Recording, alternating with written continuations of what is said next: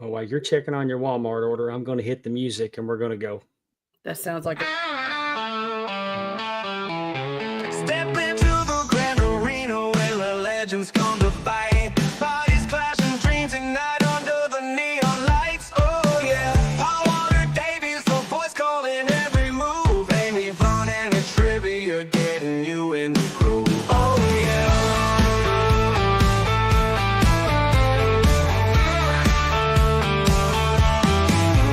Feel the energy, the thunder as the crowd begins to roar. High flying daredevils in a battle like never before. Oh yeah, from the turnbuckle to the mat, the action never stops. Talking wrestling takes you to the top. Oh yeah, feel the energy, the thunder as the crowd begins to roar. High flying daredevils in a battle like never before. Oh yeah, from the turnbuckle to the mat, the action never stops. Talking wrestling takes you to the top. Oh yeah, talking wrestling, it's a war right from suplexes to body slams. We got it all inside, get ready for excitement, that's on the show. Talking wrestling is ready to throw down. Oh yeah.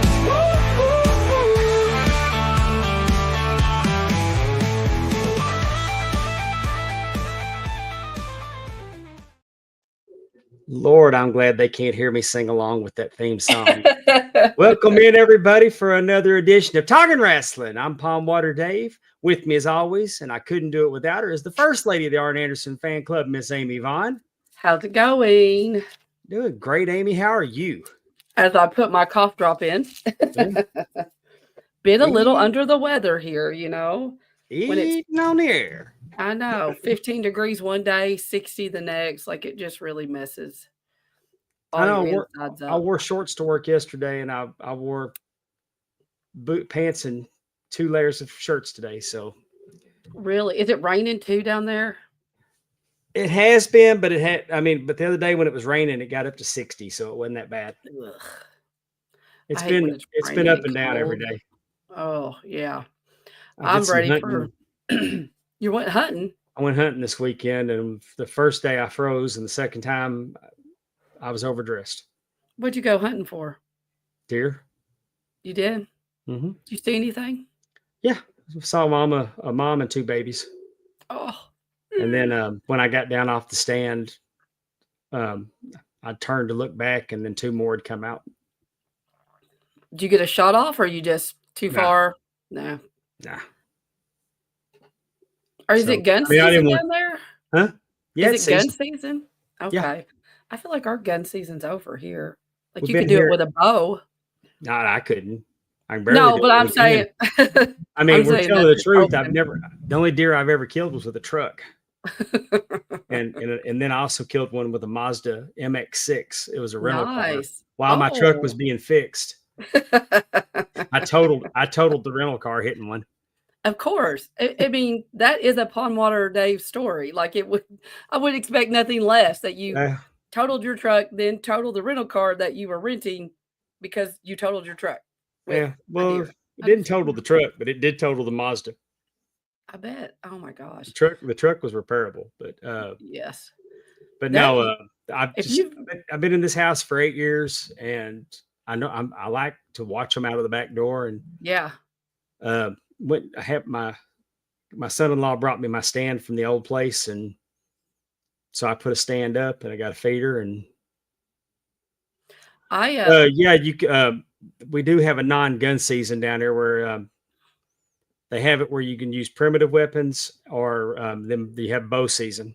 Mm-hmm. Bow season's longer here in Kentucky. I don't really know what Mississippi does, but they do start out with youth. Yeah. Kids get to go first, and then I think it's bow season, and then I think you can use primitive weapons, which I guess is a single shot. And then I'm not the right guy to ask. Primitive, I'm thinking axe, or I don't know what, slingshot. I mean, I've only been down here for 14 years, so I'll even tell you, when I stopped at Walmart the other night to get some bullets for the rifle, I knew I needed 308s, and luckily the guy in front of me, that's what he was there for. And I just said, I'm going to get what he's getting. What in the world? Terry says they have bare hands. Oh my God. Like for deer or for any animal? Why do you want to kill it for anything with your bare hands? I don't know about all that. But I mean, if I get one, it's mostly just going to be sausage. I'm going to get some. Oh, I'll it's get a joke. it'll be summer sausage and I'll get some with pineapple and cheese and jalapeno and cheese. Then I'll have some summer sausage made. Aaron went out with my dad. My dad goes, and he went out with Aaron, and Dad didn't see nothing. But then Dad has, 6 grandsons, so he has to kind of rotate that around. So my nephew Carson, he's the youngest, and he actually shot a deer. He got the deer. So, and like you said, they make it into sausage or whatever. Yeah. Have at it. It's not, I'm not a big deer meat. I can taste it. It's real gamey. I don't like that taste. Hate it. I like deer meat sausage. Yeah. I like deer meat sausage. I've had backstrap. It's okay. Well, and I think if it's in, like people will get it ground and then you make it into chili and you throw in beef. Maybe it's not as, I don't know. I've just never been a big, huge fan of it. So. Yeah. It just. Oh, I bet, Efren. Hey, man, I heard, I don't even know, it's probably fake, but Carnival is not allowing that decoration anymore. The upside down pineapple. Carnival cruises? Mm-hmm. Oh. So you're going to try a different line, Carnival line, or a cruise line, Efren. But I don't know, somebody was talking about that or Facebook or something. I don't know. I'm more impressed with that you knew what the upside down pineapple was, or that you knew the cruise line that was popular on. I read. No. Oh, so Amy, are you watching Landman? Oh my God. Oh, Dave. I didn't need another show to watch, but they had a preview after the premiere of Yellowstone. Yeah. Yeah. Or the second week of Yellowstone was back. Whatever they had a preview of Landman, and I watched it, and good God, what a ride. I have always been impressed with Billy Bob Thornton and his way of getting to be really entrenched and becoming the character that he is portraying. And there is nothing about Billy Bob in this movie or this show that does not make me think he could really be a landman. Like he really. He's a great actor, but acting wasn't his original gig. He took an acting job. He took acting jobs to help pay because he was chasing his dream as a musician. What's he play? Guitar. He's in a band. I don't think I knew that. Yeah, but I saw an interview with him, and he said he just took an acting job because it was a way to make some money.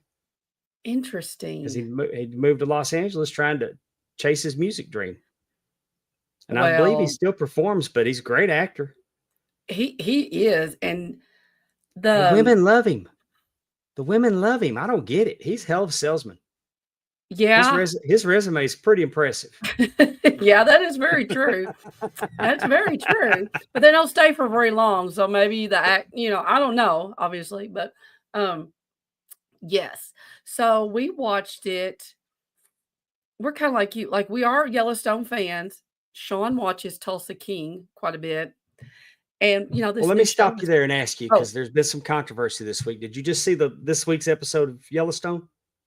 No, I have not. Well, then I can't ask you. We'll sorry. Talk about it next week. I'm sorry. Taylor Sheridan's taking some backlash because they're saying he made the episode about him, but I thought it was damn entertaining. Oh, well, I know he was in the episode, right? I'd heard that. Taylor Sheridan was. He was heavily spotlighted in it. Yeah. Who cares, right? I thought he was. I thought he was a good character. Did it go along? He's been in. You'll like it. It's as long as Rip's on the screen, I will like it. You'll like this episode. But anyway, back to what you were saying about Taylor Sheridan and Landman. Well, I was just saying that, Sean really enjoys Tulsa King and we like Yellowstone. And we're like, man, and again, I've always been fairly impressed with Billy Bob and like the acting he's been, he's done. John Hamm is really good in this too. We never did watch Mad Men, but we've kind of talked about watching John Hamm in this. Like maybe we need to go watch Mad Men and just kind of see like, if there's any comparison and what that might have looked like. Do you feel like Demi Moore's been wasted so far? It hadn't been a lot about her. I don't really know if she's been wasted. One thing that I do like, they do show that they are in love. Yes. Like I feel like in some episodes you see like she could be shopping, like they never interact, but like we don't see a lot of her. And when we do, I mean, it's really positive, but I'm just saying that I don't know. It's just, I hadn't seen a lot of her yet, Yeah. But I definitely think, like you said, I like what you said, that what we've seen of her has been positive. Like she's talking to him about make sure you take your blood pressure pill. Like she's concerned about his health. I mean, they go out to eat and they kiss each other, like they definitely act like and they like each other. Their daughter goes to TCU.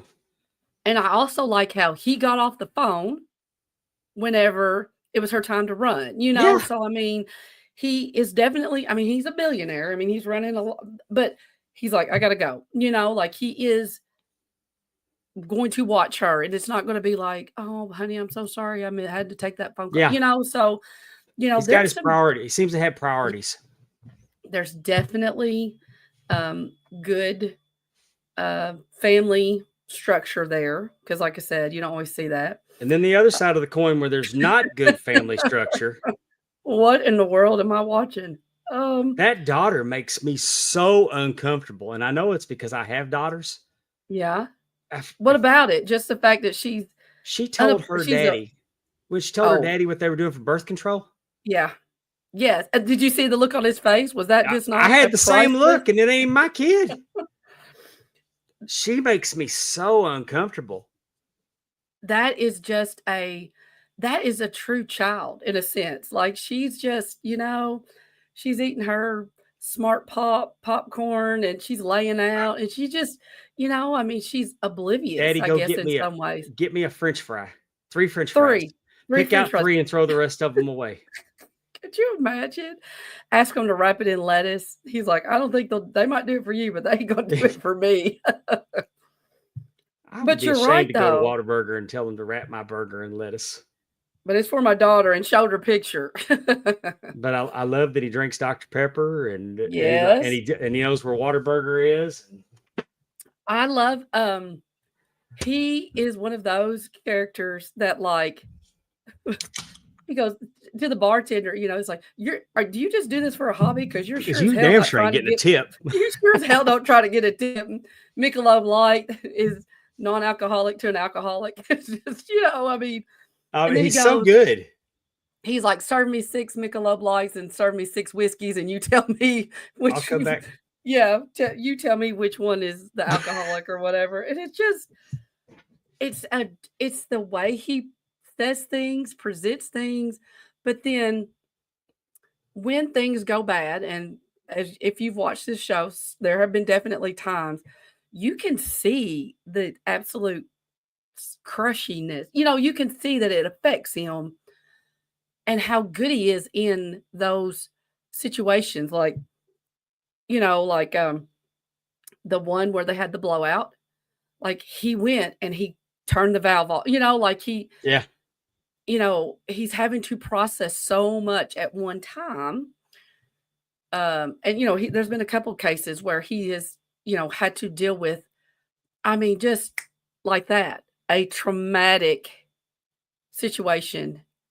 And does anybody in the chat, do y'all watch Landman? I'm just curious. Also, shout out to the chat. We got Efren here.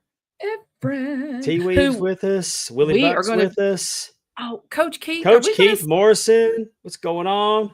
Is Coach Keith, are we going to see you in Huntsville in January? I'd like to know. If you're watching, wondering where Jax N is, he's going to join us at 7:30 Central Time, 8:30 Eastern Time. So he is coming. We're just going to do this. We're running the show backwards today. We're instead of starting with the interview, we're gonna end with it. So yeah, Coach bear King. with us. We're gonna have some fun tonight. We're talking about Landman, and I love the lawyer. I have not watched that. Oh, the girl. The girl. Okay. Yeah. She's quite interesting. That was pretty fun to watch. Was it the last episode where they were like, "This is not a negotiation. This is a surrender." Yeah. She's vicious. I like her. Yeah. She is interesting. She's a little, I mean, for me, she's a little, this is so inappropriate. This is so, like, I don't know. Like, I'm kind of like, okay, chill out, honey bunny. I like when she's like, he's the guy with the cowboy hat over there. This line of them. I liked how he cock blocked that prostitute. Oh my God, exactly. I mean, some of the things that he says. So my real first introduction to Billy Bob, for the most part, was Sling Blade. Have you seen that? I mean, I'm familiar. My family quotes that about mustard, like my dad will do that all the time. It just, it's like, ain't got no gas. Taters. Yes. And so that was my first introduction. He wrote that. He directed it. Like this was, like Sling Blade was his. I mean, I think he won an Academy for that. I mean, he won an Oscar maybe for that. I have to look that part up, but that was really my first. And again, you saw the character Sling Blade and what that looked like. And then just all the different characters and people that he can, I mean, like I said, he looks like a person that eats Hot Pockets and drinks Dr. Pepper and smokes Marlboros or whatever he is doing. And so, he has that look about him. He has kind of like that paunch, he has no butt. He's got his jeans on, his white shirt. And it just, I don't know. He can just really take over a role and really, make you part of it. But if this is going to be like Walking Dead, where I was like stressed out at the end of each episode because of what was happening, I don't know how much the Landman I can watch. I mean, I'm trying to decide how much do I really like this because because now with his kids and the situation with the ex-wife, I mean, she's a nutcase. Interesting. She's definitely interesting. Yeah. I'm hoping that, it's only the 5th episode, so I'm hoping that we might get a little bit of back and forth, until, and maybe because I just, it was subtle, but until she started talking, until Angela, his ex-wife, started talking about that Garth Brooks concert or George Strait concert. I didn't realize that he actually owned land. Like he was like a John Hamm. Did you get that? I didn't catch that. I just thought that it was, when times are good, it's really good. When times are bad, it's not. Yeah, but he was an actual owner. Oh. Is what it is kind of what I was getting. Is that and they lost it all. Well, I just got that the bottom fell out and she bolted. Well, I don't expect her to stay. I don't expect her to stay with him long. You don't think so? I definitely think she'll stay part of the show. Like she's way too much of a character. And then her daughter, they were drinking margaritas. I'm like, the girl's 17. But did you like that one part though? Oh, come on, sweetie. And what he did to her, the wife, the ex-wife, threw her in the pool. Yeah. You get that one. You're like, oh my God. Good morning, Ben. How are you? Ben Jones with us from Australia. I always want to give a shout out to the Australian because again, Ben and maybe his friends that he tells about us puts us in the top 10 of Australian wrestling content all the time. Oh, Mayor of Kingston. He wrote the Mayor of Kingston? Or are you just saying? I think he does Linus too. I did not know he wrote the Mayor of Kingston. Where does he come up with all this? Like, how can he write all this? Like, well, I mean, come on, they're basically the same formula. Well, but you still have to know intricate stuff about. I saw a guy today pick Landman. I saw a guy today pick Landman apart and said he probably talked to somebody that worked in the oil field for about 30 minutes latched on to 2 or 3 terms because he said that as somebody that works in the oil field, he can't watch it. He can't. He said it's not even close. He can't watch it. Really? So, but you know what else? It's December. Yep. Everybody's playing Christmas music. Lord, yes. As long as I don't hear it before Thanksgiving, I'm cool. I actually like Christmas music. Mm-hmm. I hate that Sirius makes channel 58 country Christmas. I wish they'd mess with one of the other channels because that's my go-to country channel. Oh, so it's in general a country channel, but they just make that. Okay, I got you. It's my 80s, 90s country channel. I got you. And I got you. Then they make it Christmas, and then after Christmas they'll put it back like it's supposed to be. So I mean, they got all those channels. You think that they just create a channel, right? I mean, they do it for Jimmy Fallon. The Jimmy Fallon Christmas. He's got his own channel or something. Really, Jimmy? Yeah. What is Jimmy Fallon's Christmas? What does that consist? Just plays Christmas music. Oh, that he likes or that he sings or what? Okay, that's interesting. I haven't listened to it more than a minute because when I found it, it was before Thanksgiving. I gotcha. But we're gonna do a new segment that I want to call that we're gonna call Pondwater Ratings. Right off the bat, I want to explain. Well, let's do this first. Pondwater Ratings! Dave and Amy doing their thing! Our jars are the best. If it's only one jar, just give it a rest.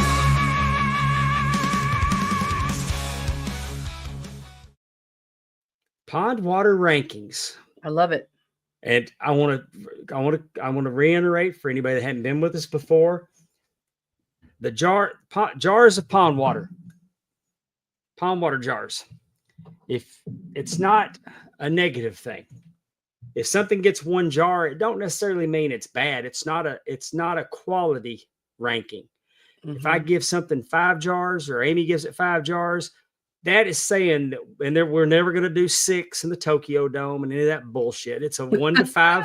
It's a 1 to 5. There ain't no 5 in a mouthful because a half will be a mouthful. Mm-hmm. There's no one. I mean, once 5 is it. We ain't making up more numbers but if I say something's a 5, I'm telling you that I can't recommend that to you any more than that. Right. So 4 would be a little less, and all the way down to 1, it's like, I didn't hate it, take it or leave it, when you got time, maybe. But so it's kind of like just a recommendation. It's not an indictment on the quality of something. You know what I'm saying? Yes. Yes. So that's how we're going to do it. And this week we're going to do our favorite Christmas songs. And we're going to let Do we get to play any, or we just going to have to hum them? I Googled it and found out I wanted to get a clear definition of fair use. Mm-hmm. And I found more articles saying that any use is not, I mean, there is a fair use still, but even 1 second could be a violation and you could get flagged, and we don't need those kind of headaches. So that's crazy. It is what it is. That is. So we're going to start at 1 and work our way up. Amy. Mm-hmm. All right. So my 1 jar is the 12 Days of Christmas. And I do like the Muppets, but to me, the 12 Days of Christmas is just a very repetitive song, and people just want to get to the 5 golden rings. And so it's just rushed. And honestly, I don't think people could tell you in the right order what 6 through 12 is. There's Lords of Leaping and there's Swans of Swimming, but do you know where 12. They all fall? See? Prove my point. 12. So it is 1 jar. 12 calling birds? No. 12 calling birds. 11. No. 4 calling birds. 3 French hens. 2 turtle doves. 12 on the 12th day of Christmas. And also, I do want to say this. Going along with the traditional 12 days is also the other, quote, 12 days that they make up, which is like, on the first day of Christmas, my hubby gave to me, whatever, and they have these stupid lyrics that go with it. toys that need batteries or kids are whining or whatever. Like, I don't like any of that. It's a very long song. It's very repetitive and it's just not enjoyable. So that's 1 jar for me. My favorite version of the 12 Days of Christmas is Alvin and the Chipmunks. I like that version with Alvin and the Chipmunks. But I mean, I'm with you. I'm not looking for that song every year, and then again, it's very, but there's variations of it that don't hit for me. Right. Definitely. The variations get really crazy, and it might be cute one time, but then my God. Yeah. By the time you get to number 10 Lords of Leaping, 9, 8, so, you just keep going back through. And like I said, everybody rushes to get to 5 golden rings. It's Christmas is 99 bottles of beer. Yes. Oh, that's great. Yes. So. All right. Well, let's go. And my 1 jar song is Alabama's Christmas in Dixie. Wonder, what is that? I don't know. I bet if Christmas I listened to Dixie. it on my phone while we were on the show, is that going to? I don't know if it would or not. I really don't care if you want to do it. Well, I was just trying to think. I'm just trying to think of what this song. Tell me why it's only a one jar. Because I enjoy it when I hear it, but if I'm making a Christmas mixtape, I don't know that I'd remember to include it. I gotcha. Yeah, I don't even think I knew about it. So you've heard it. I guarantee you've heard it. Yeah. We have a station here in town, or on the radio, FM radio, that goes all Christmas music after Thanksgiving. And so I do, like you said, I like listening to that, and it has a variety. But after a while, there are certain songs I know we're going to talk about a little bit later, that you just keep popping up. And I can say this one has not been popping up. So it's not, one of your headliners. Yeah. Say. All right. We're going to go back to yours and your 2 jar. Yeah. This is an annoying song. Now, who the hell wants hippopotamus for Christmas? Like, what is the logic behind this song? But you're recommending it. You're recommending it more than the 12 Days of Christmas because of the the absolute absurdity of the length of the 12 Days of Christmas. Yes. Like, I still I would rather, this is I want a hippopotamus for Christmas, but it's this little girl, I guess. It's very high pitched. Like, it's just not to me. Oh, I like the song. I like it. It's okay. Well, I think you misunderstood the assignment. Well, it's 2 jars. I'm just saying. Okay. It's a fine song, but I'm okay to hear it, but I don't want to hear it more than once. Like, it's not. You're not changing the channel. I'm not changing the channel. We shouldn't be changing the channel any of our top 5. Oh. Well, this is not my top 5. This is a 2 jar. Means I don't hate it. I don't like it if it comes on, but I'm not picking it. How about that? All right. Well, Andrew wants a hippopotamus. My number 2 is The Little Drummer Boy, the version with David Bowie and Bing Crosby. I remember seeing this when I was a little kid, and it hit real hard for me. I liked Bing Crosby. I used to watch I've seen Bing Crosby movies with Bob Hope, and I liked Bing Crosby, and this version of The Little Drummer Boy with Bing going, roll, pump, pump, pump, pump, and then David Bowie going, peace on earth. And I like it. That's CGI'd, right? Like, they weren't really, I believe it was a special on NBC. Really? Because it was like Bing answered his door, and he was at his house in London, and David Bowie came over to say hi, and they introduced each other. And it's a fun little, you can find it on YouTube, and it's a fun little interaction between them, and they get to the piano and then they perform it. So it's okay. But it's kind of like he's just visiting for the holidays. He'd heard that, and he came by to meet him. I'm with you. I do like that song. It's a nice song. I really did think it was CGI'd in. Like, No. They even performed better. that I'm gonna check on that. television probably. I mean, I was really little. I mean, this is late 60s, early 70s. Okay. I'm gonna have to double check that. Yeah. All right, Amy's for 3 jars, Amy. I mean, you gotta love this song. This is the epitome of Christmas or um contemporary Christmas song. I mean, it's a great song. All I want for Christmas is you. You know, everybody makes fun of her. Like, okay, it's Thanksgiving. We're thawing Mariah out. She's almost here. And Oh yeah, it's that's become a whole hilarious. thing to make fun of her. But this song gets you going. I mean, it pumps you up and it's a high energy. I mean, this is like YMCA, like Eye of the Tiger. This is I mean, you could drink 3 Red Bulls and listen to this and run through a wall. Well, and 2, I'm sure she is more than happy for people to be talking about it because all that is cha-ching, cha-ching, cha-ching in her bank account when that song's played. And if But she it's a gets, great, like you it's a said. Christmas anthem. Yes. Yeah, Oh. I'm Andrew giving me a little. I do. I think it's a great contemporary Christmas song. Andrew says, you really judge that little girl and her hippopotamus, but this hits. My goodness. Yes, definitely hits for me. Did you know the hippopotamuses are not, they're not slow and they are a killing machine? Yes, they're mean. They can be. Yeah. I definitely would not want to, I mean, and they get in the water and they swim fast too. Yeah. I mean, if you're that big, I mean, you're a big dinner. You've got to have some things, up your sleeve to get away when you're in the Sahara or wherever that, wherever they might be. But yes, I definitely I enjoy this song. Well, right. My 3 jar song is Christmas Cookies by George Strait. George Strait. What a nice. This song is fun because I love Christmas cookies. Oh, fresh cut Christmas. I was trying to look at what it was said. Yeah. Sorry. I mean, it's George Strait. Oh, yes, 100%.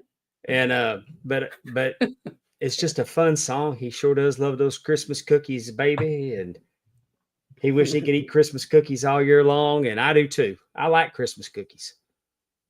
It's basically a sugar cookie. And you keep all that other. I'm pretty basic. I do love Christmas cookies. Give you some Christmas cookies and some George Strait, and you're happy, man. So that's my 3 jar. 4 jars, Amy. Oh my God! Wham! Last Christmas is a great. This is even almost close to one of those songs that you could sing at any time. It's just like. Last Christmas, I gave you my heart, but the very next day, you threw it away. This year, you know what I'm saying? Like, it just really goes on and on. I mean, it is a great. Wham is awesome, and I just think this is great. What? Oh, dad jokes have entered the chat. Oh. I think this is a great song. Like I said, it's just one of those things. Again, it's a contemporary Christmas song. I love traditional Christmas songs, as you'll see what my number 5 is, or my 5 jar pick is. But there's something about a contemporary Christmas song to make you sing. I can maybe understand a little bit more. You really can sing it all year if you know the lyrics. Exactly. Well, yes. Well, thank you, Andrew. But Ben Jones says wham, as in a hit song with a steel chair. I think it's a great pick, Amy. Yeah, I know. I'm just saying, like, it's harder, I think, to understand the excitement of like sleigh ride, a sleigh ride and chestnuts roasting on an open, I mean, I just really I like this song. So that is it. And when I see you next time, Andrew, I'm going to serenade you with this whole entire song. Since you said I can sing it all year if I know the lyrics. I'm going to learn them. I was torn, but I mean, I could have done 5 and 5A. Mm-hmm. But I have a reason for my 5. So my 4 is "Oh Holy Night" by John Barry. Everybody else's versions don't hit the same for me. Okay. But John Barry, this man has a magnificent voice. And the way that he performs "Oh Holy Night," and it just, and it just kind of keeps building and building and building and building. And I mean, I'm getting goosebumps telling you about it. I'm definitely going to listen. If you don't go listen to any other song that I recommended tonight, this is the one right here. This is this is a traditional "Oh Holy Night," and it is a great song, and he performs it. I mean, I can only probably tell you one other song John Barry ever sang on the country station. But this right here gets played. This will be on my Christmas mix. This is, I get so disappointed when this song comes on the radio and it's not John Barry's version. I'm definitely going to listen to it. I think this is really interesting. Because your 5 jars. Because of what my 5 jars is. Oh, yes. Unbelievable voice. Number 1, "Oh Holy Night" is an absolute fabulous song. And like you said, you want to get goosebumps. This is the type of song you want to listen to. And what what the words are saying. I don't necessarily, I like Carrie Underwood singing it because she sings it like it's supposed to be. She's not trying to add all kind of, She does that with most of her gospel music, though. Because every Sunday, I like every Sunday, her Carrie Underwood channel goes Spiritual Sunday, Savior Sunday on the Carrie Underwood channel. And I like that because it's about the song and what it's the meaning of the song, and not how high she can hit. And I'm just doing all these different, notes and stuff. But I really like her version. I'm definitely going to listen to John Barry.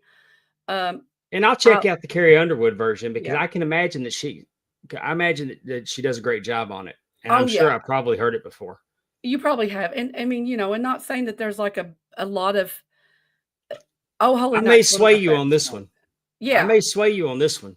Oh yeah. I mean, I can definitely be. And the only reason I ever heard him sing it is because once upon a time, CMT actually played country music videos. Yes. And I saw the video of it.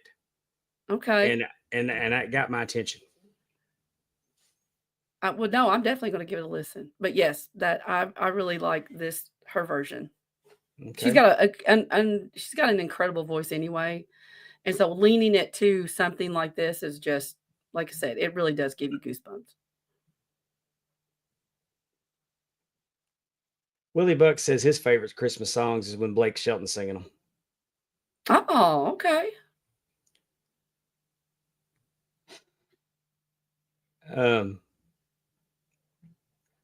My 5 jars is "Santa Claus is Coming to Town" by Bruce Springsteen and the E Street Band.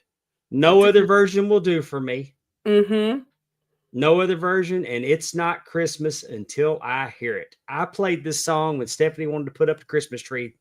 We had the grandbaby here, one of the grandbabies. Aubrey spent Sunday with us. And when I saw that we were going to start putting up the Christmas tree, I played it. And because that's what Christmas season does not, it don't start for me until I hear this song. This is my favorite Christmas song. And the way that Bruce does it, and Clarence Clemens is blowing that saxophone, and it's just a fun Christmas song. And that's my 5 jars. I cannot possibly recommend it enough. Yes, that's a good song too. I think we got a really good little collection there. Yeah. But it wouldn't be us. It wouldn't be us if we didn't flip over the other side of the coin. Please, Lord, no, I would give 10 years off the end of my life to never see him do that again. Yep. There's things that we'd give 10 years off the end of our life to ever have to Hear, See, or Do Again. And Christmas songs are no different. So, Amy, why don't you tell us about the Christmas song that you'd give 10 years off the end of your life if you never had to hear it again? Excuse me. This is one of those songs that I think is overplayed. And so it's like, it's a very high-pitched song. We're rocking around the Christmas tree and we're deck the halls with, so it's just, it's a fine song, but it's 100% overplayed. And that's fair. Because when I saw that this was your one that you would end it all over, I didn't know what to think. I was like, man, because the hippopotamus song I would thought that might have been one, but Brenda Lee's been singing this. I mean, I think she finally charted with it a couple years ago. I mean, there's some really. So with the hippopotamus song, I don't feel like I hear that as much, and there may not even be that many lyrics. But you're right, this one constantly. Because I spent an hour and a half in Corner Market working that store the other day, and I heard this song twice. I do know I heard it twice. Exactly, and it's very 50s, like the whole, like in the beginning, the people are singing, like I said. Allison says hers is the donkey song. No Moss, Stupid Dominic. Excuse me, I started coughing. Well, for me, song, huh? Yeah. Go ahead. Yes, what is yours?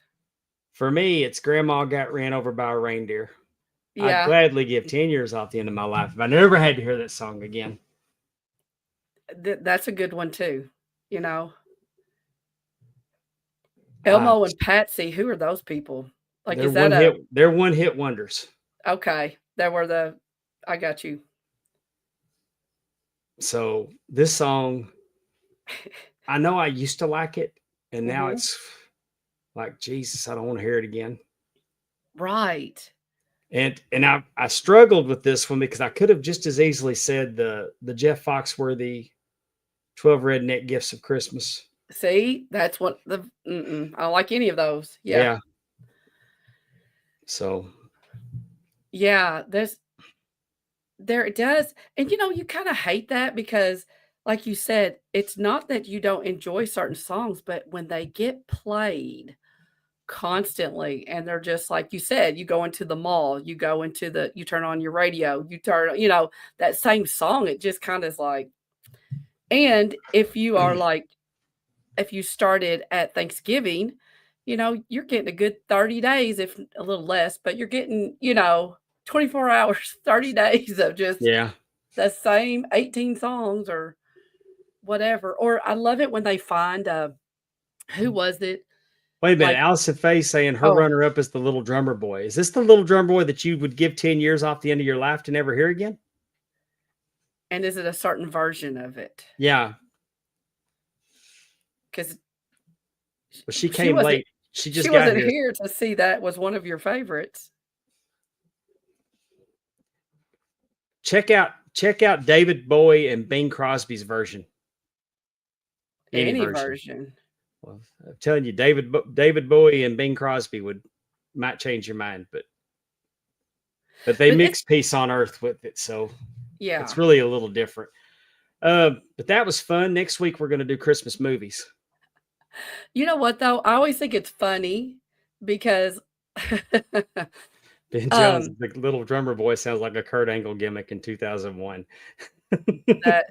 Yeah, he could have done it. But I always love how, like, everybody puts out a Christmas album, and I'm not knocking any of them. They have their own little songs, but I saw someone, it was a meme on Facebook, but they're talking about the Cheetah Girls had a Cheetah-licious Christmas or something.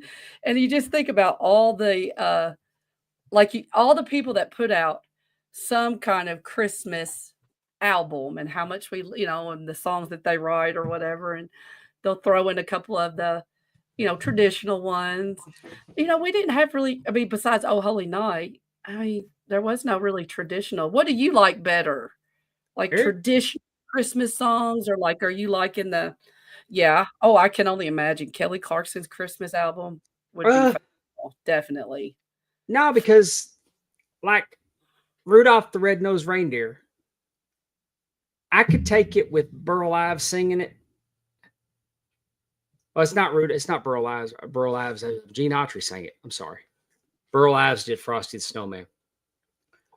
But I mean, I could take the old one, but I've heard Willie Nelson sing it. I've heard George Strait sing it.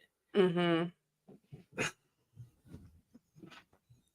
I think I like modern versions of the old ones, but I'm not opposed to hearing the originals.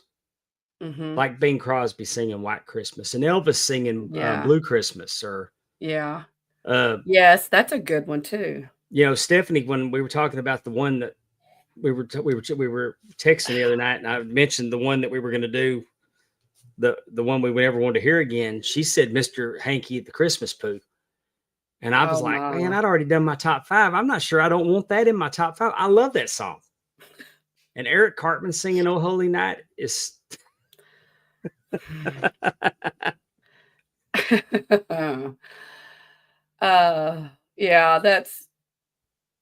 mean, we could go into all kinds of different little genres of, It was hard to narrow it down to 5. Now 5 and 4 were easy for me. Yeah. But I mean, I've been saying it for years. Until I hear the boss sing that song, Christmas does not kick off for me. Right. And I mean, it was kind of hard to say, okay, what song do I really despise enough that I would give 10 years of my life up for? That was another one that was kind of hard. Like you said, I may not like it, but like, am I really willing to give up my, 10 years of my life? But again, I would be okay not to hear. I cut it back to 10 for you, because I normally say that I normally say it with 20. Oh, thank you. Yeah, really. 20 years. Goodness gracious. I may not give us much time on this earth. No, we're getting up there, Pondwater. Yeah. Oh, let me ask you a question, if you don't mind. Go right ahead. Oh yes, Josh Groban. He's also one of my favorites that sings. In general, any kind of song. Do Not Let Hallelujah. Like, there's some songs out there that Josh Groban is masterful. And also Michael Bublé. Like, oh my God. And let him sing a Christmas song to me. But anyway. Frank Sinatra. Yeah. But I would prefer Michael Bublé. But anyway. What I was going to ask you is that because we have all our TNA top 10 people in the group chat, and they did Christmas movies. They did rated their top 10 Christmas movies. And I wanted to ask you, Mr. Pondwater Dave, do you consider Die Hard a Christmas movie? I not only consider it a Christmas movie, I put it as number 1. You put it as number 1. Okay.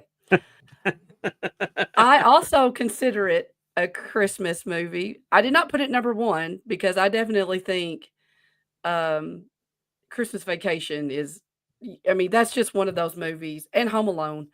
Those are two that is just like, you kind of have to watch. Christmas Vacation, we literally watch that every year. I mean, it's just, yeah, really.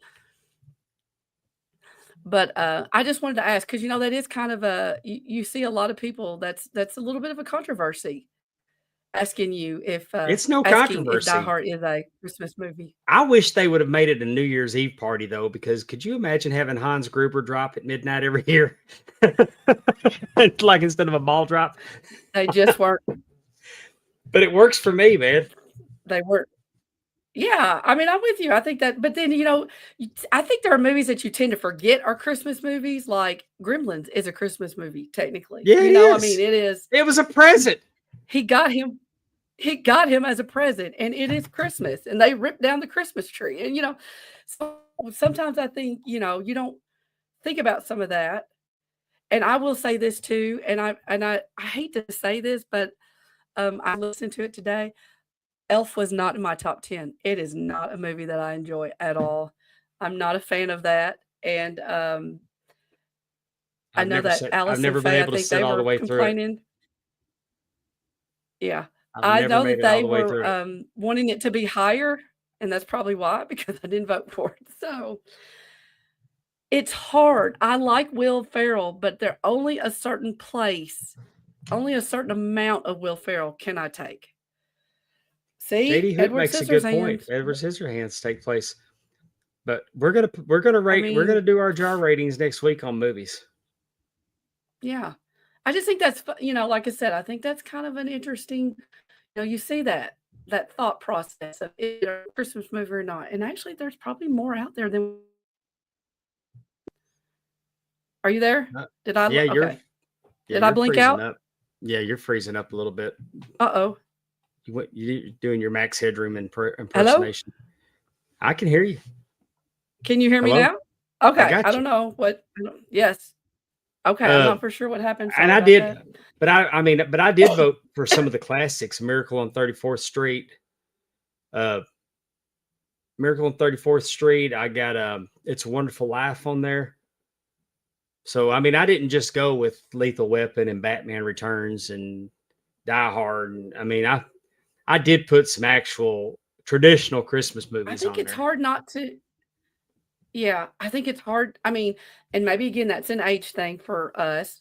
Like you said, It's a Wonderful Life. Like, oh my God, every time a bell rings, an angel's getting like, I think there's certain movies that maybe we were more in tune with because that, it was around more. But the the the Christmas Story, they used to run that 24 What hours a about day Santa on with Christmas muscles, Day. brother? You Have a no holds it might barred be Christmas. that might, yeah. Well, you know what? I voted for Scrooge. Scrooge is a very good movie too. I didn't vote That's my for favorite Scrooge, version. but I voted. Oh, is it? I voted for A That's my Christmas favorite Carol version because of that again, I story. think that's a good movie. That is my favorite version of that story. That is a good one. That's a very. You're right though. That is a And I very love good. and I love Annie Lennox Scrooge singing. is very good. I love Annie Lennox singing the song. I don't remember what she sings in it. Will be a better place for you. Oh yeah, Put a yeah, little love in your heart. yeah. Did she sing that? See, I don't remember that part. Yeah, but Annie Lennox sang it in that movie for that movie.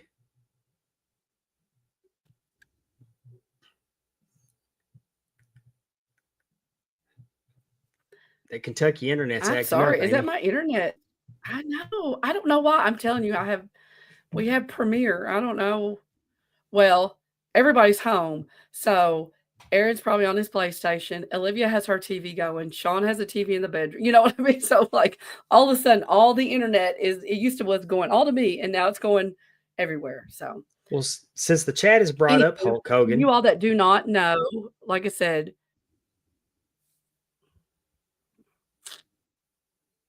she is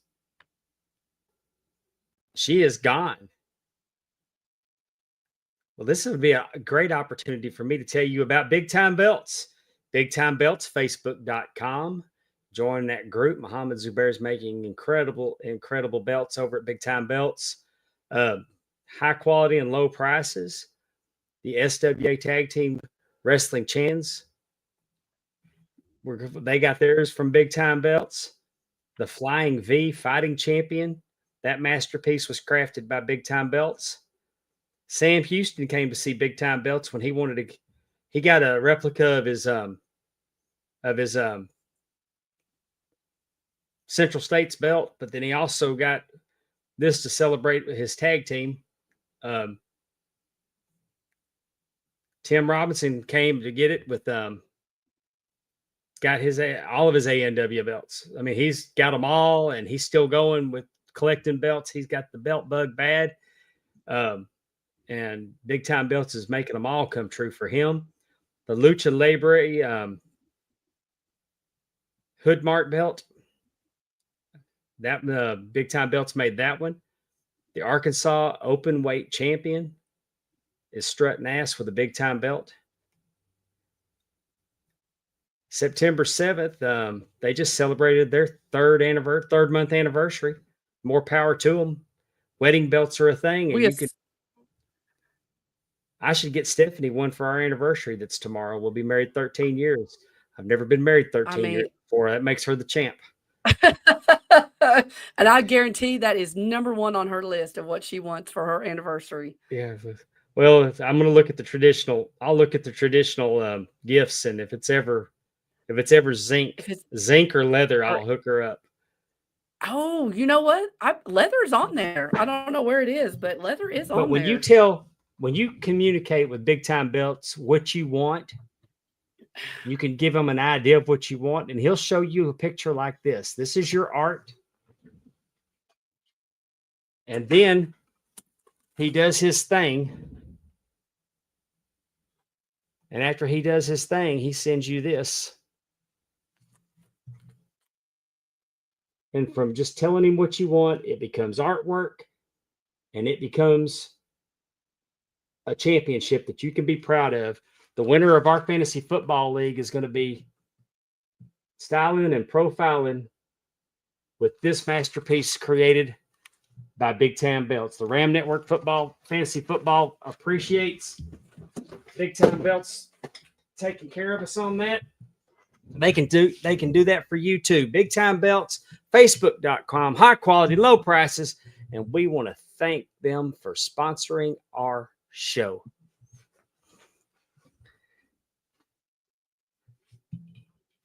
Sorry. Andrew Herman says, buy a wrestling fan that wears deodorant, brushes their teeth, and washes their ass a belt for Big Time Belts. Good hygiene champion. Heck yeah. Good hygiene champion. He even suggested that on his own show. So they could have a tournament for it over on TNI. How about we just, yeah.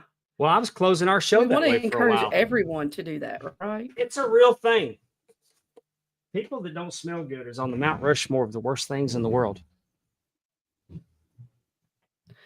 Yeah. Yeah. But let's talk about something else. Yeah. We don't want to bag on smelly people anymore.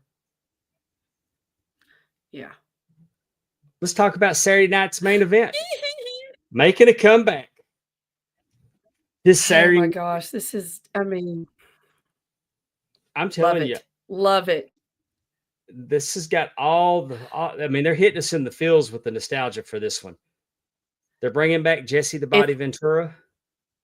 Yes. If they open with a superstar doing a monologue, I'm going to have a stroke. I'm just going to fall. Oh, you know they're going to do all that silly shit. I will not be able to handle. And if, and do the whole, do everything. Like, do you think it can't be Hulk Hogan, but if they want to have Cody Rhodes doing some little and the music starts and it's just, oh man, I don't even know what I'm going to do. Do you think that we're going to get Hulk Hogan and Jesse Ventura on screen together, possibly shaking hands? No.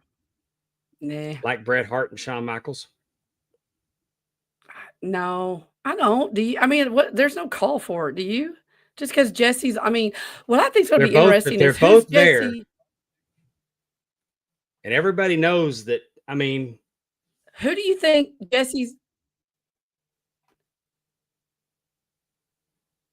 interest is stand-ups? Oh, I love it. Who do you are you there? Can you hear me? I'm here. Yeah, you just unfroze. What were you saying? Who do you think Jesse's going to do commentary with? He doesn't have Gorilla and he don't have Vince.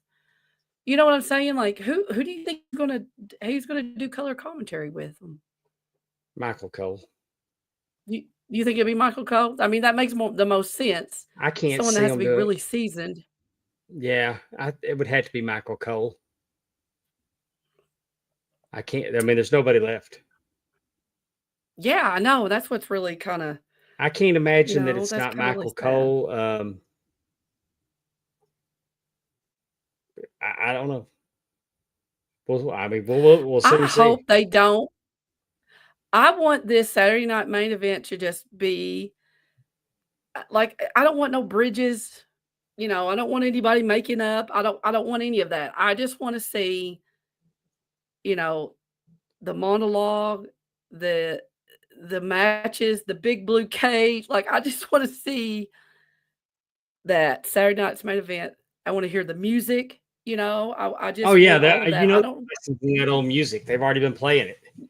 Yes, I do not want to hear. I do not want them making up. I don't want to hear nothing. I just want Jesse to do commentary. If Hulk Hogan wants to do his little posing, that'd be fine. But I just don't. This is not the time. This is the Saturday night main event feels. I don't really care if Jesse and Hulk Hogan get along. So that's just well. Me. We're gonna have Gunther in a 3-way here with Damian Priest and Finn Balor. I think Gunther retains. Oh yeah, Finn and Damian will. They screw each other out. I mean, is it? Is Judgment Day? They're not allowed. Are they not allowed at ringside? Is that was that this match or I can't? I want to say it is. I feel like Adam Pearce made that, but then I think maybe it was for the match Monday night. I don't know. So yeah, but anyway, I think it's gonna. I think it should be a good match. Gunther's gonna retain. Yes, he's probably gonna. Finn's probably gonna pin Damian Priest, and Gunther will probably shit can him and make the cover. If I had to guess, because I think we're gonna get more. Yeah. I think we're going to get more Finn and Damian. And, that's probably okay for them. Liv Morgan and Io Sky. This ought to just be a really good match. I think it'll be a good match. Io Sky, yeah. Io Sky does not win, though. No, and does Tiffany Stratton cash in on NBC? I don't know. Not against Liv. I just think she's got too much going on. You know what I'm saying? I think the real story is between Tiffany and Nia Jax. Yeah. Don't you? I do, but I could also see her cash in on Liv. And then her and Nia walking around with both belts. Oh, well, that's true. That could definitely be good. But then where do you go with Liv? I don't know. Yeah, that's true. I don't know that Liv needs it. I've heard they're going to have more. No, it's going to be Liv and Mommy. Liv's not dropping the title to Tiffany because Mommy's coming. Mommy's coming. Yeah, I could see that maybe Tiffany cashes in on Rhea if Rhea wins the belt. Maybe she has like a 2-minute title reign before she loses it to Tiffany. Right. We'll see. But no, it's going to be a good match though. I think both of these. Io Sky normally puts on really good matches, and Liv's really much improved, and she belongs where she's at, and I think this is going to be a good match. And then Cody Rhodes versus Kevin Owens. And earlier today, Triple H gave Cody something.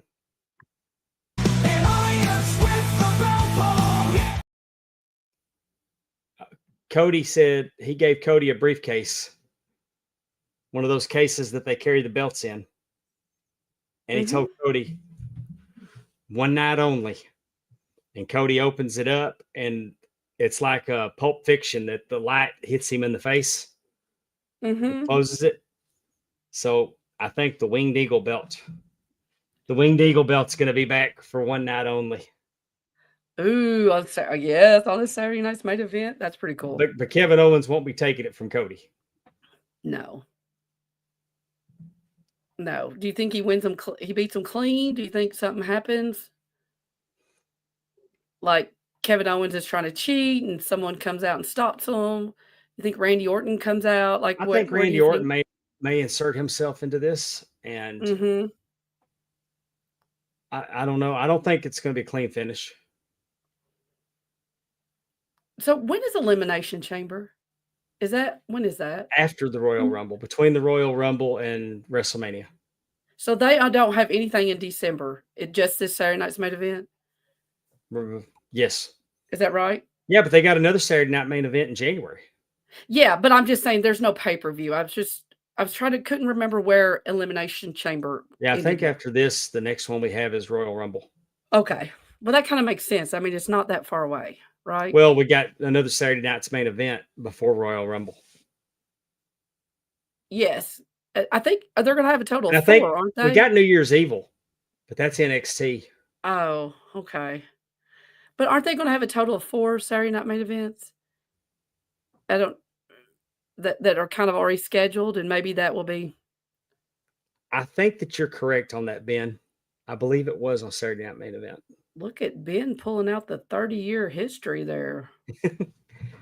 My least favorite Really? WWE belt is the Winged Eagle. What? Really? There've been some. Why? Why don't you like that one? Because I thought it was too small for Hogan. Oh. So it wasn't necessarily design, it was just the size It was too small to be a world belt. I got When I looked at what Hogan had, because I liked what he had. I liked the belt that he had before the Winged Eagle. I liked the belt that he had before that. I liked all the belts that he had up until the Winged Eagle. I think the Winged Eagle was too small for him. If it would have debuted on Randy Savage or Bret Hart or Ric Flair, I probably would have liked it more. But it was I thought it was too small for Hogan because I compared it to the Big Gold. I compared it to the AWA Championship. Well, yeah, So, compared to those two, you know. So it just didn't hit for me. I got you. And I was an NWA guy anyway. Yeah. But I think it's cool. I think it's cool if that's the belt. Because Cody could very easily come out with that belt that Dusty, they'd had the Dusty finish in Madison Square Garden with. Right. Because I know Cody has that belt. Well, you know what? That's what's going to be really fun is that 88, February 5th, 1988. What's really going to be fun is watching it and just kind of seeing how they actually, like you said, how true to the actual, 80s Saturday night's main event is this going to be. I'm very oh my gosh, don't even. The twin referee finish. That was my poor little, I don't know, 10-year-old mind. They could do that, though. They could do that. They could find a set of twins that wrestle and bring them in as referees. Well, definitely. I mean, they definitely could. I'm looking forward to watching it. I'm going to watch it with my wrestling friends. We're going to have a watch party over at Ad Free Shows. Oh, fun. Working on special guests. That'll be fun. So it'll be a fun night. Ooh. Nothing better than watching special wrestling guests that might have been around during that time. Maybe. So sorry.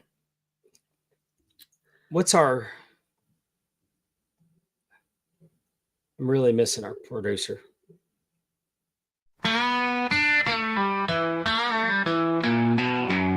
It's time for Amy's Trivia. Can you hang? How big's your brain? It's time to play. Amy, what's our topic for trivia tonight? Well, I was inspired 2 different ways, and I'll tell you what. I looked.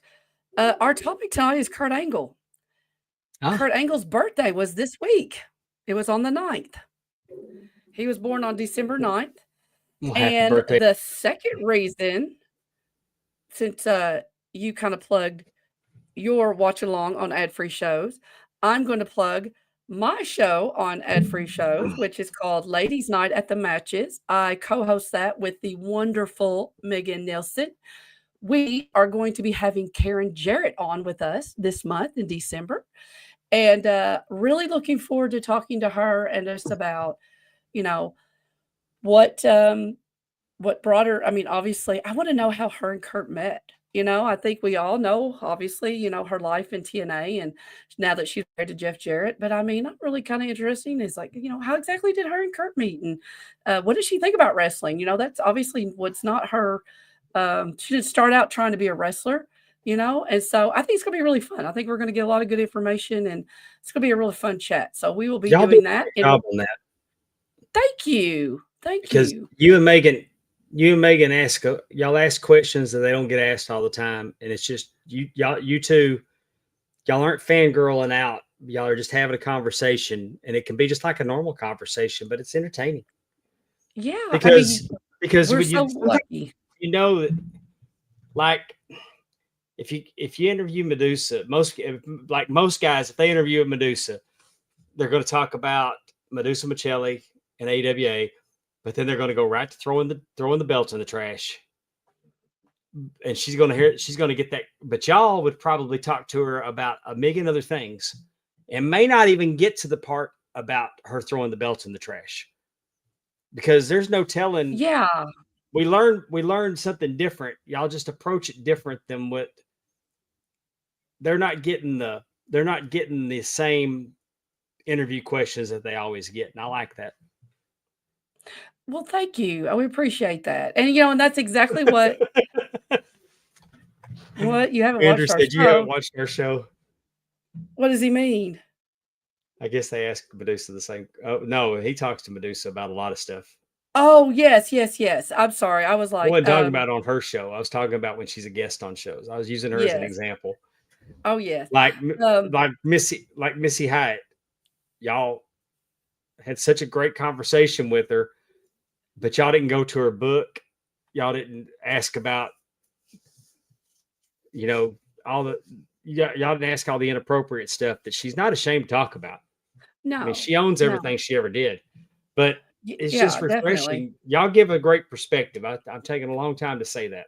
No, we really do appreciate that. And so we will move on. So to question number 1. Sorry. Kurt Angle was born on December 9th of what year?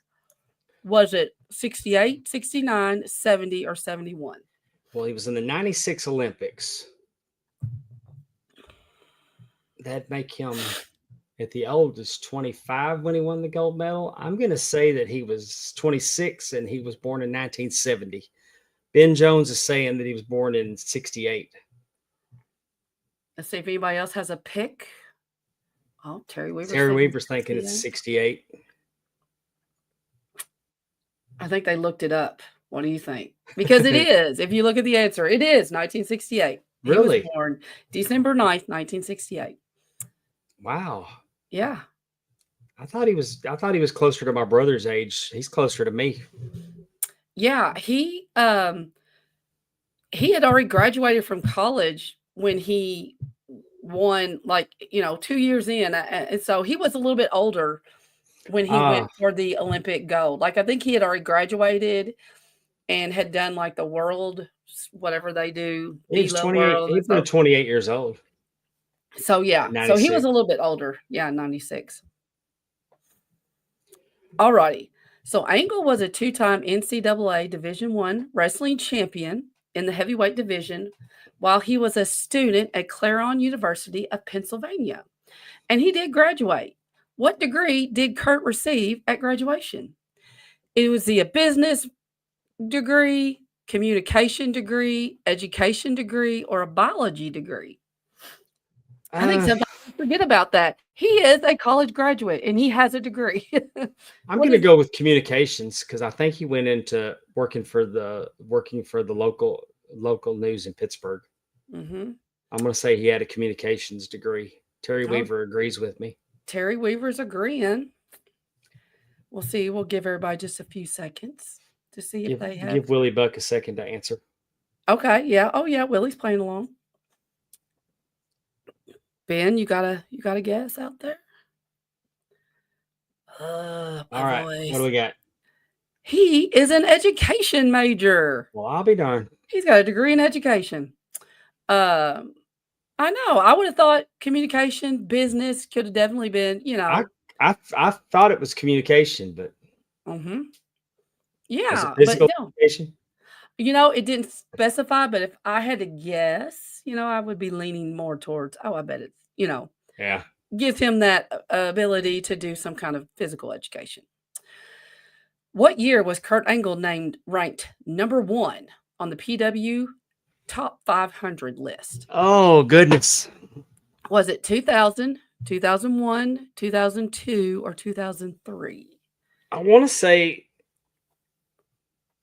2000, but 2001 just feels right. Because I know he won the championship. Like, maybe it was Terry's going late. He's going 2003. Really? I'm going to say 2001. You are correct, sir. It was 2001. Number one. Isn't that crazy? Number one on the PWI top 500 list. And you could, I mean, in 2001, think of who that list was. Well, he won the championship. He just started wrestling and won the championship. Yeah. But I mean, I'm just think about all the people that would have been kind of floating around in 2001. And he was I wonder if he got Rookie of the Year in PWI. I don't think so. Because I did not, you know what I'm saying? I don't remember seeing that as an option. I mean, he could have. I'm not 100%. But I like these PWI rankings. Terry quit watching in 99. Boo. All right, next question. Okay. So Kurt Angle, he is the first person to hold both the WWE and TNA Triple Crown recognition. So in TNA, he became a Triple Crown winner faster than anyone else in TNA history. How many days did it take for Kurt Angle to complete the Triple Crown? Was it 72 days, 92 days, 102 days, or 122 days? Triple Crown are three top or major, whatever you want to call it. It's going to be your major title, your secondary title, and tag team title. Makes you a Triple Crown winner. He did it faster. He's done it both in WWE and TNA, and he did it faster than anybody else. Terry Weaver thinks it was 72. I'm going to think it was 122. You're both wrong. It was 92. Now, I will say this. I was not much of a TNA watcher at this time. But actually what happened, he ended up winning I guess it's the X Division title, which would have been kind of their secondary title. Yeah. And the tag team title in the same night. So that is how he was able to complete that so fast. Because he won 2 titles in the same night. He won the first title that he won was the TNA heavyweight title. And then literally Dixie just said, screw it, put them all on him. I guess I'm not really for sure how all that worked. And if I'm not mistaken, he won the tag team. He won the tag team champion titles without a partner. So I don't really know how all that was working in 2000 and I don't remember what year that was. I got a bonus question that's got nothing to do. Well, it could have something to do with Kurt Angle. Okay.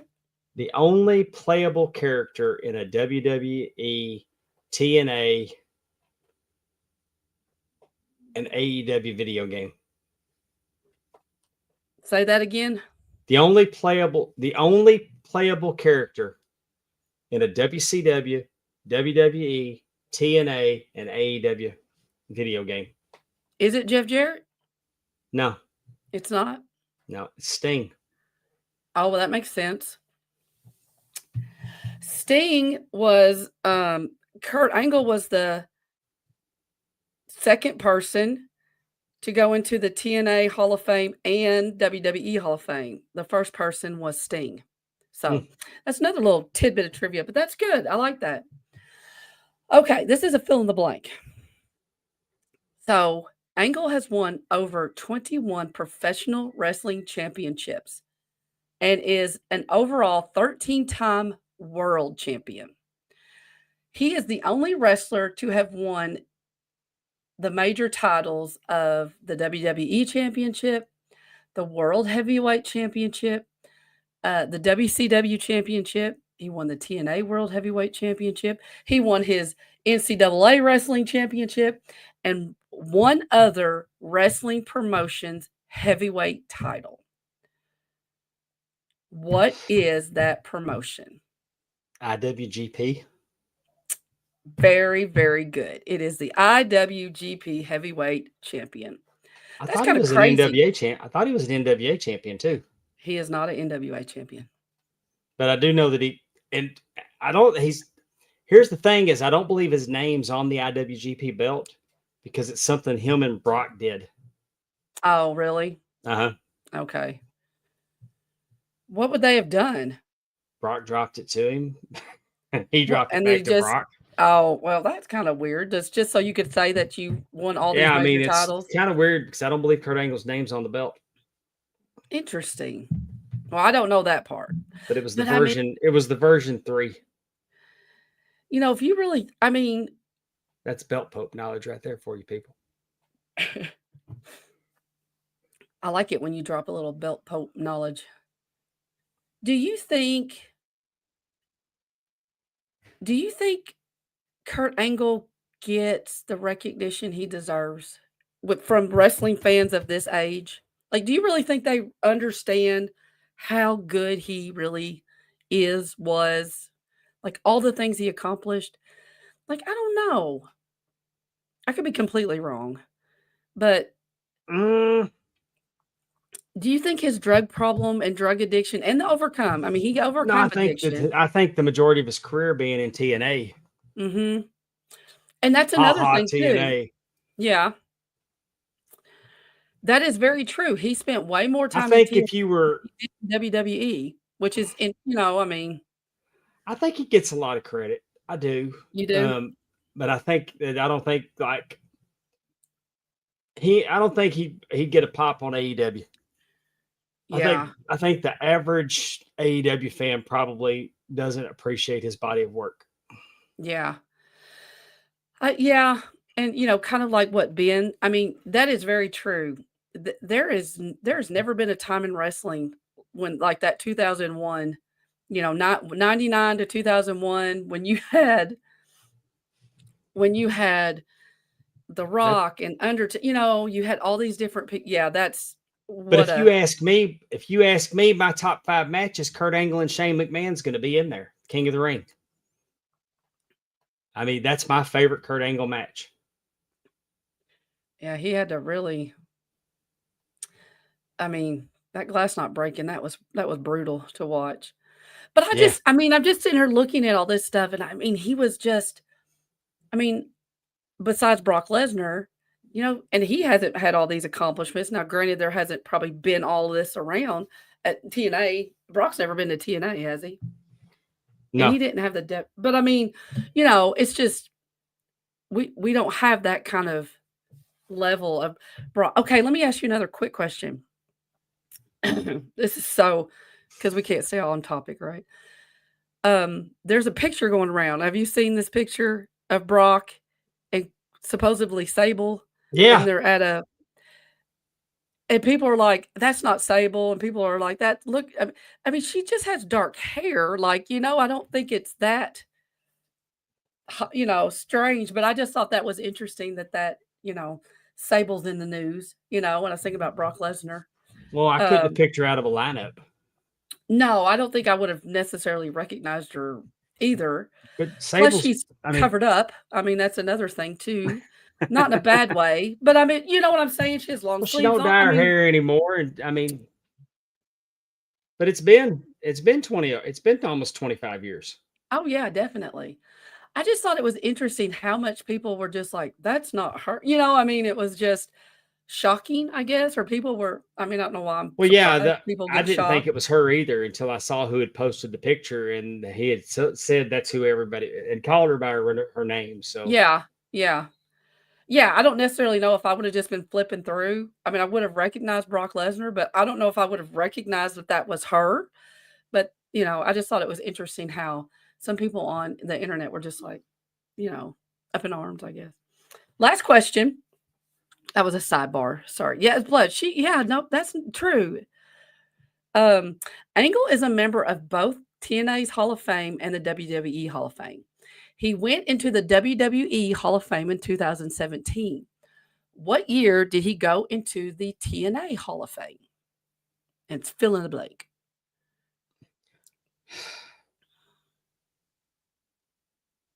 2010? 2012. 2012 is my answer. If you one more year, it was 2013. Wow, I didn't realize that. I didn't think she's older than me. Yeah. She looks good for an old rod. Yeah. Oh yeah. I mean, she's definitely. I mean, she's. Nobody else is guessing. Gelson. Oh, I know. I got him talking about Sable. So let's turn back. But he went in 2013. I thought that was always. I got close. Yes. I just think it's interesting. Now, granted, but he went into the TNA Hall of Fame before he went into the WWE Hall of Fame. But like I said, she's 57. I mean, she's close to 60. Still older than Dave. No, she's not. I'm 58. I'm fixing to be 59 here. I'm gonna be 59 in 4 months. That's right. I'm sorry. Yes, I don't know why I said that. I don't know why I was trying to make you 54 because I know you're 10 years older than me. What I was going to say is I appreciate next week or so if you all would go over to the ad-free shows and give Megan and I our podcast a little listen when it comes out with Miss Karen Jarrett. We have another great guest coming up in January. I can't wait. Maybe someone of an ECW fame. Maybe. I'm just saying that. And we're really looking forward to talking to our women legends that are out there. And we've got a long list of people that we are contacting and wanting to get scheduled because, they just have some really great stories. I'm reading a book called The Sisterhood of the Squared Circle, and it's about women wrestlers. And it goes back to the whole Billy Wolf era, which is, if you listen to our show with Nicola Roberts, her mother was Lorraine Johnson, and she was one half of the NWA Tag Team Champions with Penny Banner. And she was part of that troupe. And again, it's just a real interesting to see the different women that are out there. They talk a lot about Mae Young and Moolah. And, we're moving through the different years and what was going on. And it's been a very interesting book. So I do recommend it if anybody just wants to, brush up on your knowledge of what women wrestling was doing. It did not start in the 80s. It was 40s, 50s. There were women out there that were kicking butt back in the 50s and going around. In 83 at International Star Wars for World Class, the Women's Mexican Championship changed hands there. And over on the RAM Network on World Class Flashback, me and Timmy C are doing 1983. And we've noticed in the results when I'm catching everybody up between what happened between this tape to the next taping, that those two ladies were working the loops. They were doing some mixed tags. They were doing mixed tags. They were having rematches. And so they spent the first week of July making the loop while they were in World Class. And there was a lot of women wrestling was banned in a lot of cities. They had to really, it was an attraction. Right. But I'm just saying, in New York City, they had to petition and they couldn't have a match in New York City, the women. And the same thing with a lot of other bigger cities and even some states. California, didn't allow women wrestling till the 60s. So, it's a really interesting history. It wasn't just everybody getting to kind of do what they're, going out there and getting into territory. There was a lot of, just a lot there. And so, again, very interesting read if you get a chance, if you have any interest about women wrestling.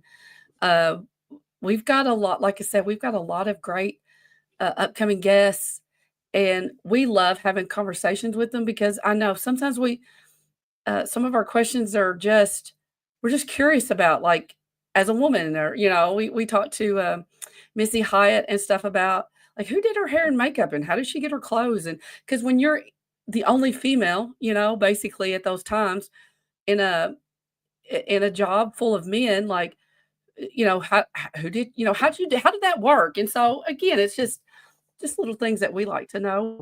Okay. Who would have known, Missy Hyatt had a bar. What did she say? She she had a contest with some guy in a bar about German history. It's like, what? And then that's when you find out she does World War II and Civil War reenactments, and she loves it, you know? So anyway, I just think it's really fun. I appreciate you listening, and any feedback is always great. So, okay, sorry. Now I'm rambling. Right.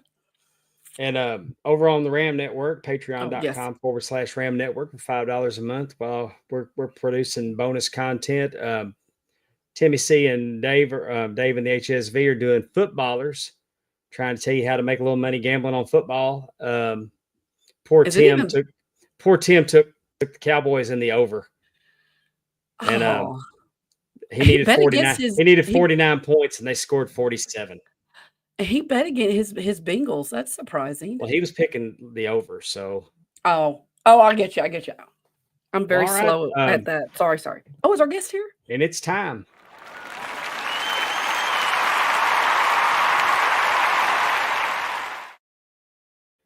At this time, we'd like to welcome to the show the AIWF Television Champion, Mr. Jax N. Saine. How you doing tonight?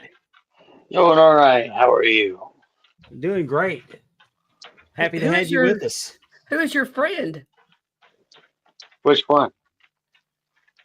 Hopefully the only one in the back. How many do you There's two. Oh, there's two? I only see one. I'm sorry. Oh, okay. How about the human? Who is that? This is my wife, Jezebel. I had the opportunity to rat sit for my grandkids a couple years ago, and I was scared to death we were going to lose them. Is that your pet or is that dinner? Yeah. That's your pet. Awesome. That's okay. my pet. What is its name? Snowball. Oh. Well, Jax, when I first talked to you, you told me that you had 3 championships.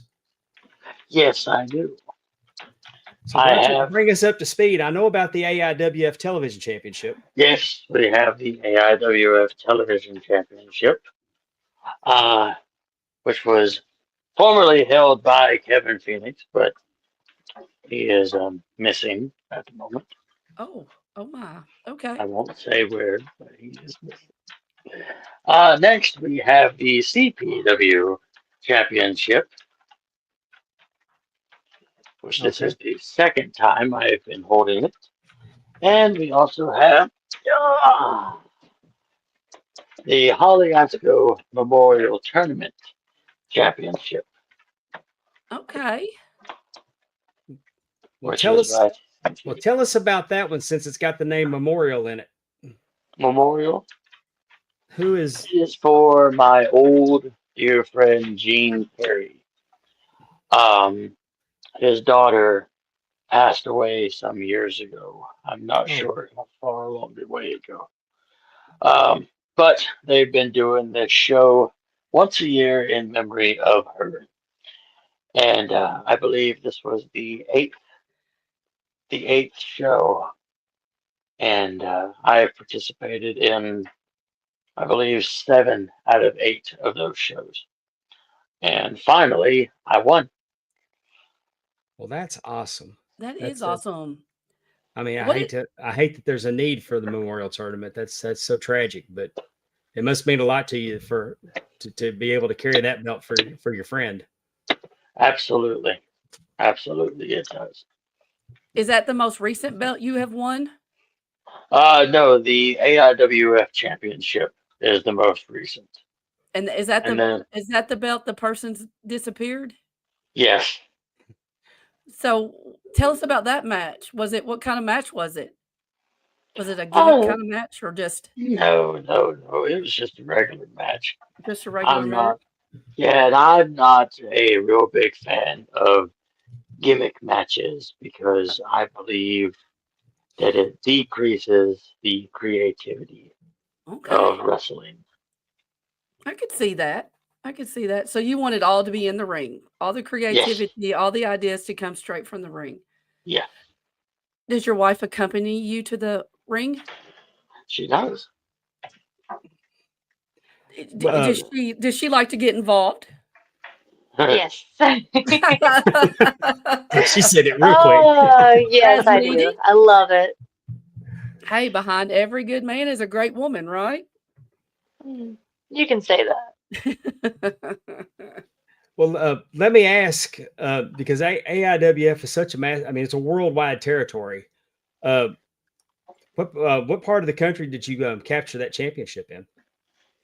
North Carolina in the United States. Gotcha. What about the other belts? I'm sorry, forgive me. Was it CPW, the Classic CPW? Pro Wrestling.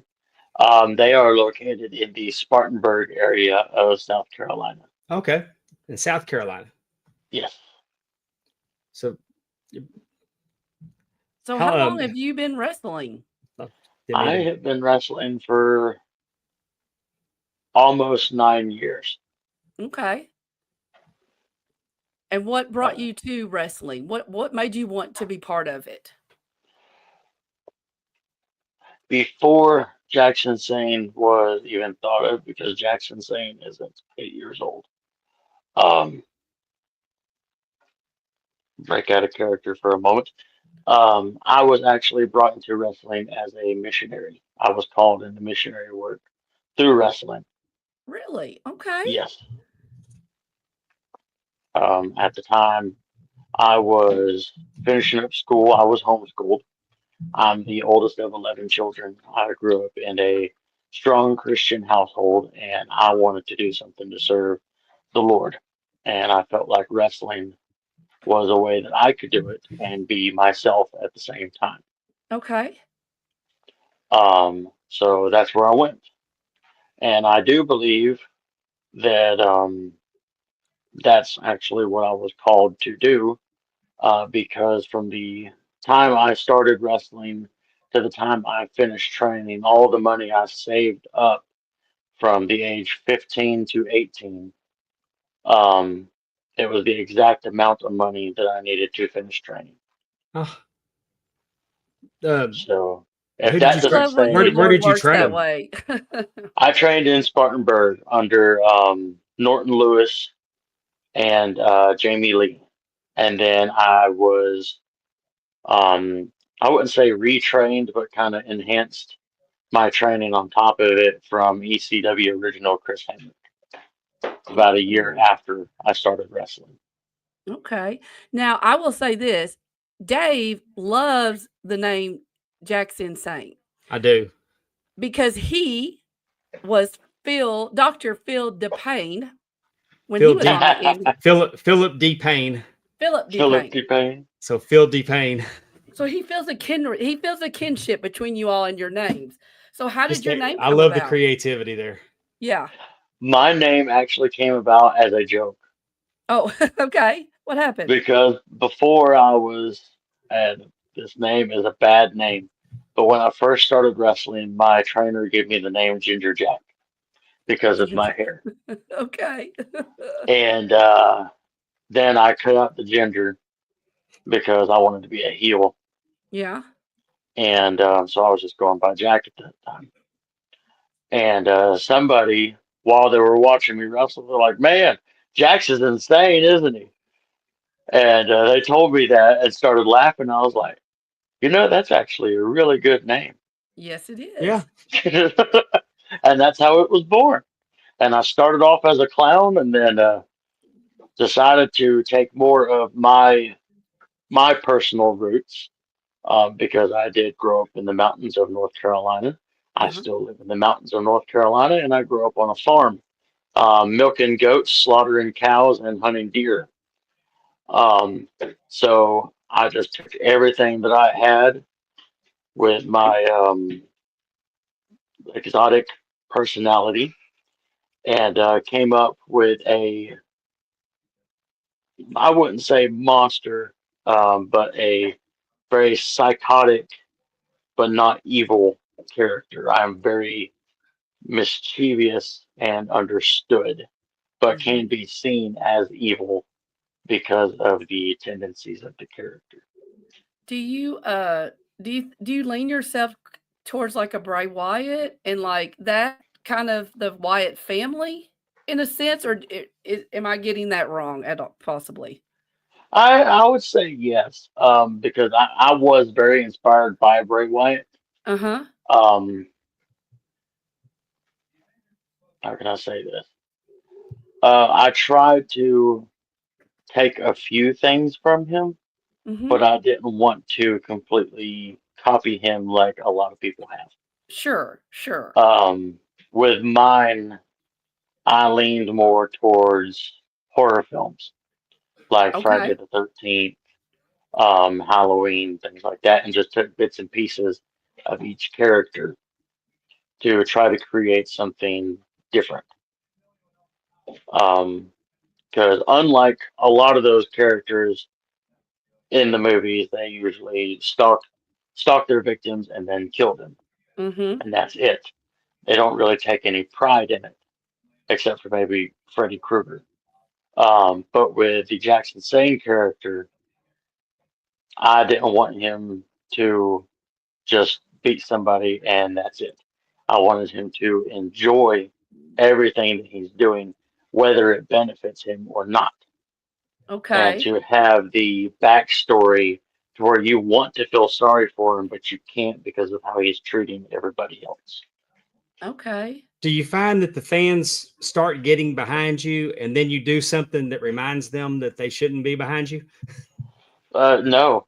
No, it doesn't have. No, it's like like I've told her, it's like it does not matter where we go. When we first start there, they will see us as heels. But after a few shows, we could go out there and do something absolutely horrible. That's like the one match with Sin. He put a plastic bag over his I face. That did. was the finish, and they were cheering us. Yes, they were Oh, cheering me as I was smothering somebody with a plastic bag wow. with in the cage. Hashtag Truth is with us, and they said ask him about his 5-video storyline he put out to tell people about his character. Oh, that was a good storyline. It's actually on YouTube on my YouTube page at Jax N Sane if you want to go watch it for yourself. Okay. Um, but the 5 episode miniseries, I guess is what you could call it, or Jax N Sane special. It all happened during COVID. Mm. So no one was wrestling, no one was doing anything, and I wanted to stay relevant instead of sit on Facebook and complain that there's no shows going on like everybody was doing. Mm-hmm. Because I don't like being stagnant. I want to actually do something.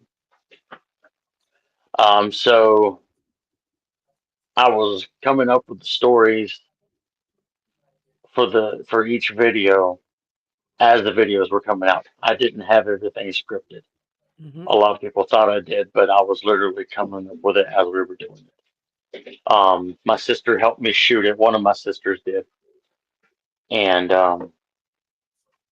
yeah, without spoiling a whole lot, it kind of blurs the lines of where Jax N Sane may have come from, but at the same time, is he really telling the truth? Okay. Did he have a family before, or was he part of a family? And what actually happened to that family? Because I never give an answer. I show what I want you to think, but I want you to come up with how the story actually went, Oh, okay. if that makes sense. Yeah, that sounds interesting. And what a I'll be great sure way to. to I'll be sure use. to when we promote this episode. I'll be sure to link your YouTube to it. Yeah, and I was Okay. just gonna say, what a great way to keep yourself out there. Like you said, during COVID, everybody had to get really creative. And this sounds really, like you said, you really got to have some time, 5-video storyline that you put out. See, Yeah, I had decided that I wanted to I decided that I wanted to step away during and when I stepped away, COVID started. So it was real easy for me to stay away and then until they started having shows again. And then I was like, the first show I took my grandkids to, I was like, enjoy this one because Papa's got to get back in there. I can't sit out here with y'all. yeah. So not my retirement was easy because there was nothing going on. But I could imagine. I think I respect that you found a way you found a way to keep yourself out there during COVID and just really be productive with it. Yeah, and there was a few shows that were taking a lot of precautions, and still doing some. They just didn't have crowds. Yeah. They were doing everything on Facebook Live, and I offered to work with them. I even told them I'd work for free, just to have something to do and stay relevant. But Mhm. they never really wanted to work with me on that, which was fine. And I what can't imagine what it's like. I can't imagine what it's. Well, I know I've been on some shows where it might as well have been an empty arena. But Yeah, I mean, I can't imagine how hard it is to on purpose without the fans. yeah. It's, I was on a handful of shows that did that. Right after COVID started getting lifted a little bit. Um, and it was definitely different. And it actually, and I don't know if a lot of wrestlers feel this way, but it really made me feel this way. It really showed how special the fans are with wrestling, because if they're not there for you to work with, you can't really do your job. Mhm. You can go out there and do moves and think you have something going, but unless you have somebody um, viewing and taking your product and giving you feedback, you really don't know how good your product is. You might think you're the best thing since sliced bread, but you might not be. Right. And I believe that COVID really showed that with a lot of people. Now, what did you say your wife's name was? Did you say Jezebel? Jezebel. Beth. Jezebeth. Okay, I'm glad I asked. Did you all meet wrestling? No. Do you have a lizard on you now? Is that a lizard? Yeah. Okay. Iguana. Maybe it's an iguana. It's It's not a a lizard. beardy. It's a bearded dragon. Bearded Dragon. Oh, okay. Her name is Star. Star and Snowball. Do they like each other? Nope. No. Okay. She will eat him. Okay. So okay. Snowball Uh, stays away. I take it. Yeah. I got quite an exotic collection of animals. I have ball pythons, I have bearded dragons, I have rats, I have birds, I have cats, dogs, pigs, chickens. Really? What kind of dog do you have?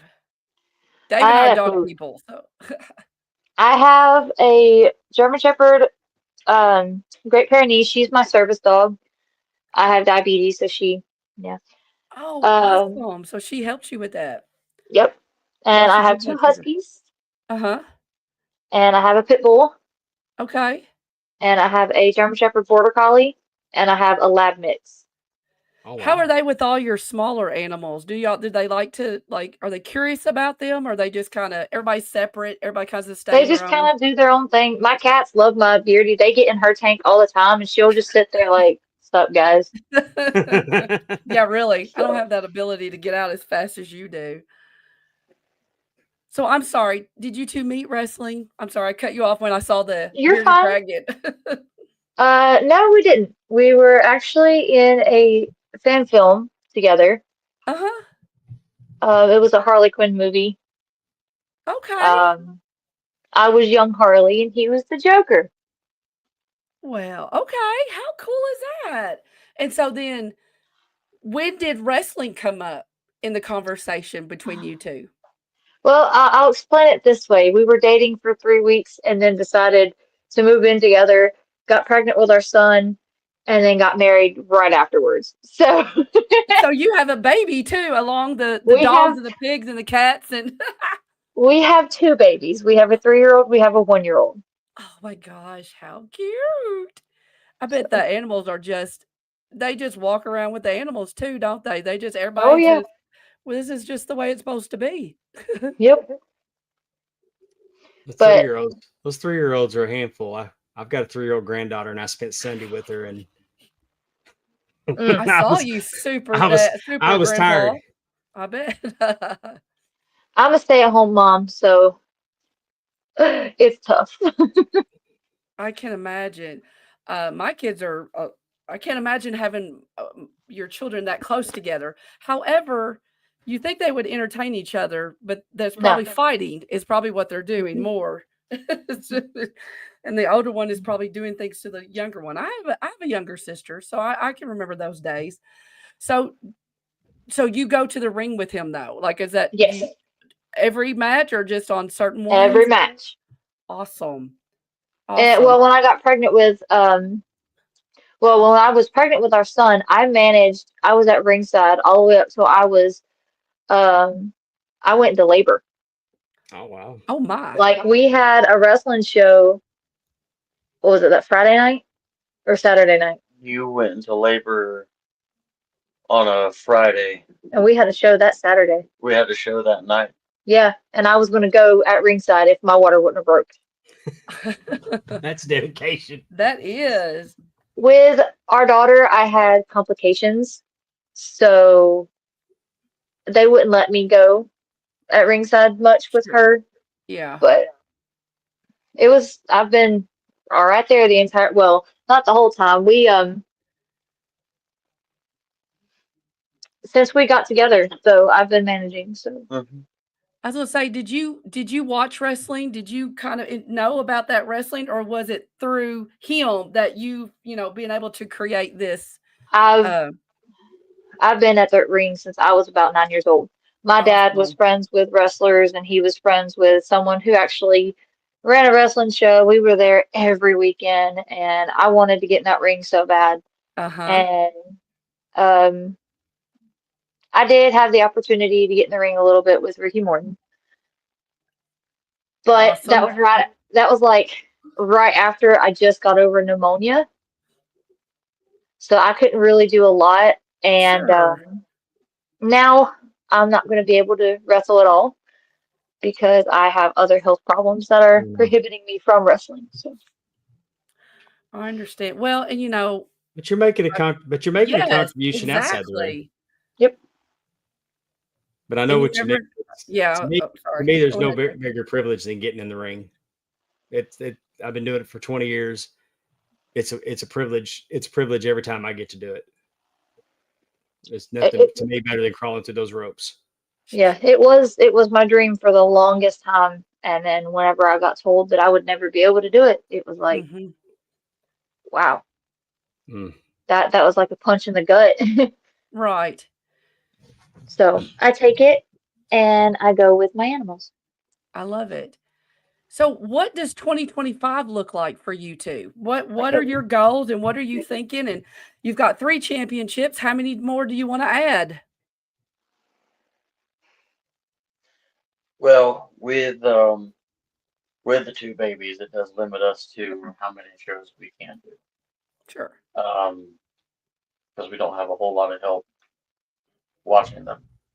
Because her parents live 2 hours away and mine live an hour away. So it makes it a little difficult. But we are returning to Greenville, South Carolina. I won't say which promotion because I don't know if I can say yet or not. Okay. Okay. But we Keep it a will be surprise. with, yeah, it's a surprise. We will be with AIWF in Mount Airy, and I think Greensboro next year, starting March 1st. We'll Awesome. also be defending our CPW title at CPW AWL and the Norton Lewis Memorial Show. And we'll also be defending our championship for the Holly Askin Memorial Tournament, I think in early August next year as well. So we got some stuff coming up. Heck yeah. Not Well, a and whole lot, but we're gonna make what we have big. exactly. Well, I mean, you do have 3 belts. So I mean, you definitely are doing quite well in that realm. And with being in the Carolinas, there's so much going on right there that you do have the opportunity at least, you're not having to go to Texas or driving an godly amount of hours. There are Right. some great wrestling happening right there, in the Carolinas. So that's awesome too. Right. And I'd like to go back to Tennessee. We wrestled in Tennessee, what, like 4 or 5 times? Mhm. 4 or 5 times. And I've been to Georgia too, but Mhm. that's a bit of a drive with 2 toddlers. Yeah. But Tennessee, we're only 30 minutes from Irwin, Tennessee. Oh, cool. Okay. So, So we would like to do some shows in Tennessee if we get the chance and have the time. well, being the Uh, AIWF Television Champion and that association with Matt Classic Creed, does that are you having some opportunities, whether you can take them or not, coming your way? Because that guy really seems to be all about networking and Definitely. creating opportunities for independent wrestlers. As of right now, he's trying to get me on every podcast that I can get on. We haven't really talked about shows yet, other than just AIWF. Yeah. We haven't talked about anybody affiliated with AIWF. I'm open to have those conversations, just as long as it can work with our schedule. Because I also work for a steel company 55 hours out of a week, and that's a lot. And then coming home and trying to help out as much as I can here while trying to wrestle and sleep when I can.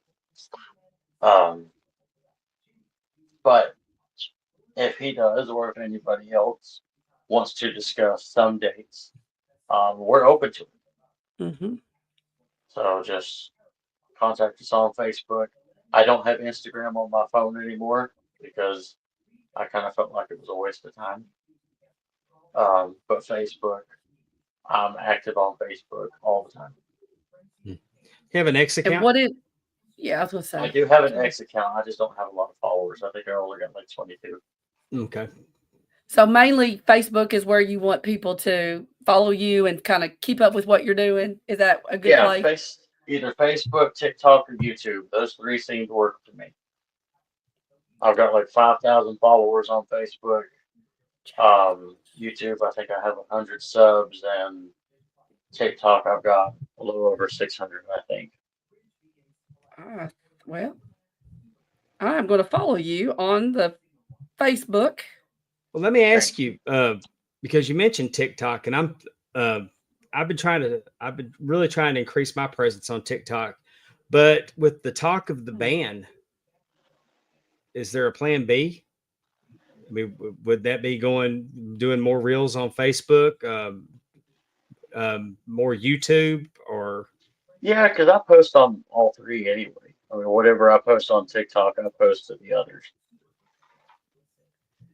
So I'd probably just stick to what I was doing and just keep making reels or YouTube shorts, whichever. I didn't know if Instagram would come back into play without TikTok. Instagram probably would, which I have it set up to whatever I do post on Facebook, it instantly goes to Instagram. Mm-hmm. So I'm still posting on Instagram. I'm just not personally active on it. Right. Did you all got married in the ring? We sure did. Oh, how cute! That is so cool. Can you see it? Is that so cute? I see that. That's awesome. Yeah, we got married in the ring that morning, and then that night I gave her a heart attack. I'm just scrolling through his page real quick and saw that. I was like, oh, how cute. So we got married, and he decided to bleed that night without telling her. Without telling me. And mind you, we were only together for like, let's see, we met in September. And then got married in February. So we were only so September. Hey, when you know, right? Yeah. 4 or 5 months. Yeah. So I love that. I love that you got your pictures. Oh, that's so cute. They're doing. Is that like your first dance in the ring? Is that what y'all were doing? That was actually or just Kiss the Bride. Maybe that was what it was. Yeah. That was right as we said I do, and they told us to. So. Yeah, because we had a very strict time limit. So sure. They needed to clean up, get the room ready for their show. Well, it was a Valentine's Day show anyway, so like they kept all of our decorations up. Yeah, there's nothing wrong with that. They I should have let you love do it during it. the show. Yeah. And then we Oh, even had enough wedding cake to share with all the wrestlers and stuff. So I love it. That's so cool. I work for a promotion in Louisiana, Mississippi called DIW, and I swear he tries to book shows on Valentine's Day. I know he does it on purpose for some reason. I will say I don't want to be booked on Valentine's Day again just because that's our anniversary, and I'm just Right. like, that's our time. That's I funny. know. I've made the mistake of taking bookings on my wife's birthday weekend and anniversaries, and You can't help them I'm sometimes. a little You more just gotta let them selective make now. those. I was gonna say, you just gotta let them learn the hard way. Oh yeah, we've learned that, haven't we? Yeah. So sorry. I apologize. I want to go back to the beginning. We talked about how you got in, but what are you a lifelong wrestling fan? I mean, what was your fandom that led you to wrestling? I started. I'm gonna go put her up. Okay. I started watching wrestling around 15 or 16. Okay. So who would you be watching if you're 15? What wrestlers were you watching at that time? At that time, we never had cable growing up. Mm-hmm. So all I had was either DVDs that I found or Okay. YouTube. Okay. Yeah, I'm that wrestler. No. Yeah, I found DVDs at the thrift store and was like, "Hey, wrestling." Heck yeah. But I actually grew up watching all the old stuff because I could never find anything up to date because everybody was grabbing it. Sure. So I had like all the Hulk Hogan and Macho Man tapes on DVD. Nothing wrong with that. No, Macho Man is still my favorite. Drive her crazy. You don't like Macho She Man? No, I do. It's just he does the voice all the time, and it's like, Oh. stop. That must be Yeah. universal because my wife hates it when I do that too. I'm sorry, can you repeat that? My wife hates it when I do the Macho Man voice too. So Oh yeah, that must be a universal deal. I guess. Ugh. But yeah, I grew up watching all the old stuff, and I went to a independent show in Spartanburg um, right after I was recovering from a broken knee. I broke it in a moped accident. I had the moped for 3 days and then snapped my knee in half. Oh Oh goodness. my gosh. Yeah, absolutely amazing. Um, at least it wasn't on the first day. I had it for 3 days. Um, but yeah, I just recovered from a knee injury, and we went to this show. It was big time wrestling. The main event was Matt Hardy and Ricky Morton. Uh-huh. But Big Van Vader was there. Flair was there. Let's see who else was there. I think Billy Gunn was there. There was a few others. I can't remember. And there was some local guys. But after sitting there watching that, um, I was like, man, this is cool. You know, if only I could do this. But I didn't really think I could do anything with a messed up leg. Yeah. And I just couldn't get it out of my mind. And that's when I was like, well, Lord, if you want me to do this, well, I need money for training. And I started as a farmhand for somebody. And then that one job turned into 7. And then I just kept putting my money back. And that's where we got to a little while ago. That's awesome. That is. Think of that, Amy. His first match that he went to, Ricky Morton and Matt Hardy. Definitely. If And that didn't get you going, Ric Flair. that didn't get you. Yeah. And Ric Flair was there. Mm-hmm. His I mean, first that's show. pretty His cool. first show in 2015. 14 or 15. Excuse Yeah, me. think of it. My first show in 1982, Ric Flair was there.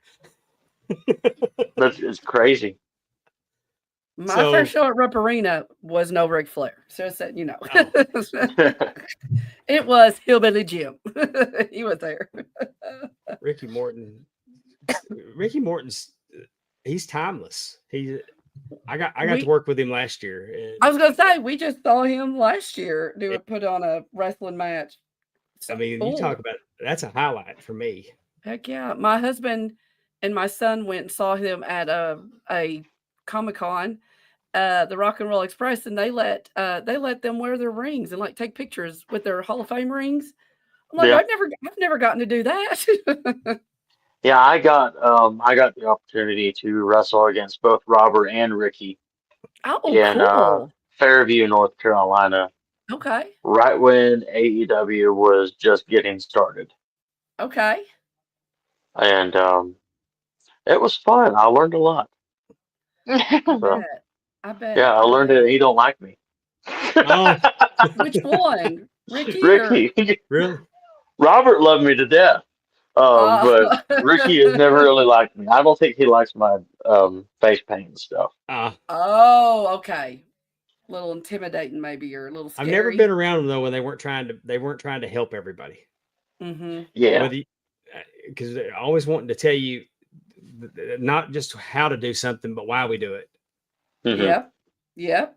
So, I mean, those guys, that's true passion.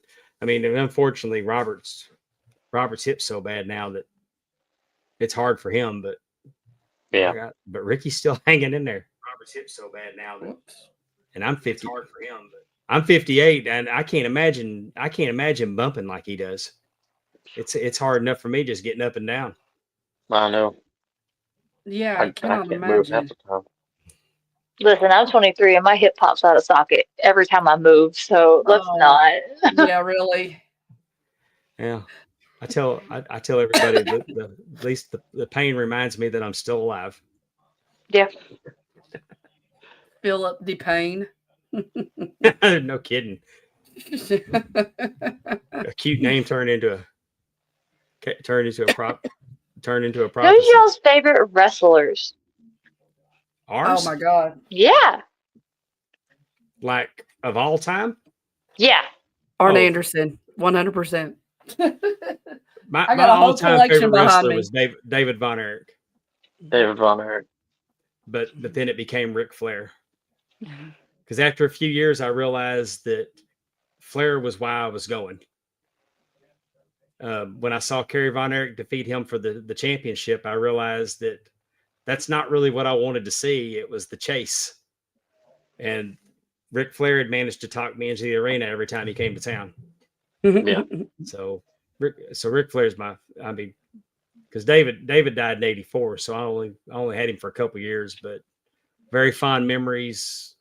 I go back and watch anytime I can find something old that I don't have on disc of his. I loved his heel run in Florida, and then like I said, he died 40 years ago, and after that, it was just. Then I liked the Freebirds, and then Arn Anderson, Tully Blanchard, Magnum TA, but Ric Flair all the way up until he retired. And I was Dave got to ref that last match of Ric Flair's, and I got to run in and make the three. I got to run in and make the 3 count at his last match in Nashville. Oh, that's awesome. So I tell you what, you got some pretty good Carolina boys named Jax and Cash that I really enjoy. FTR. So I've always wanted to meet them. I'm really envious that there's so much that you can choose from in the Carolinas as far as wrestling goes. There is. There is. You know, and even Big Time Wrestling, I saw them in Rhode Island. They put a show up there, so they travel, and that's a really good show. Like you were saying, I went and saw them in, 2022. So, again, FTR was there, Arn was there. They had, a lot of different names. Brian Pillman was there, or Junior. So, that is a great company, and they work the coast. And so, like you said, even something like that gets to come to Carolinas. There's a lot. AML is there. There, like you said, there's just all kinds of different things. It's a really good place, like you said, especially for you all that may be a little bit limited on like how far you can go. There's several that you can work in, just in that area. That's a great place to be. Let me ask you, do you have who is your biggest nemesis in wrestling? My biggest nemesis in wrestling used to be a guy called Devin Cruz. Hmm. But I believe that he is done and retired, which that's fine. Um, as of right now, I don't really have a nemesis. Well, especially that guy that's quote disappeared after he wrestled you. I think that could be, he might have been a nemesis, but you might have taken care of that. So maybe that's why you don't have them. They don't want to be your nemesis. They disappear if they do, if they become a nemesis of yours. Yeah, no, if they get in the way, then they have to be taken away. Do you have someone that is your favorite person to work with? My favorite person to work with. Hmm.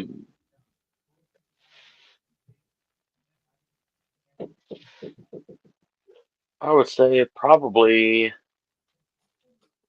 one of the guys that I trained with. I don't know if he's still wrestling or not. I think he's stepping away due to some life changes. But that would be Austin Bebop.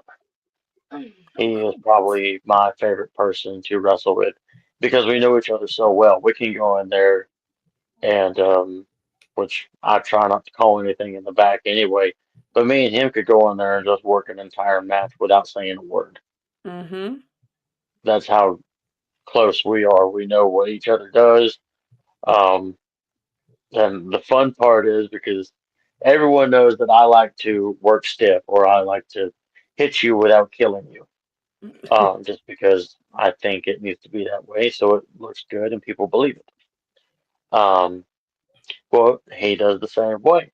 So when me and him are in the ring with each other and it bugs her to death because she gets so mad, we top each other every time we hit each other.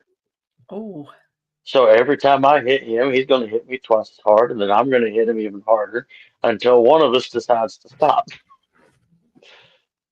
Yeah. But that's how we are, and we both end up laughing by the end of the match because we're both crazy. Yeah, and then at the end of it, I gotta hear, oh, Why'd you have to oh, hit me so hard? oh gosh. Lighten up, brother.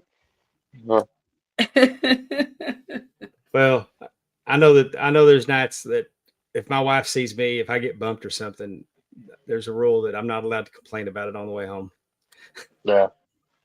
Maybe we should have that rule. Do you want to have that rule? Yeah. See, I won't be the one complaining about it. You'll be the one complaining that I did that.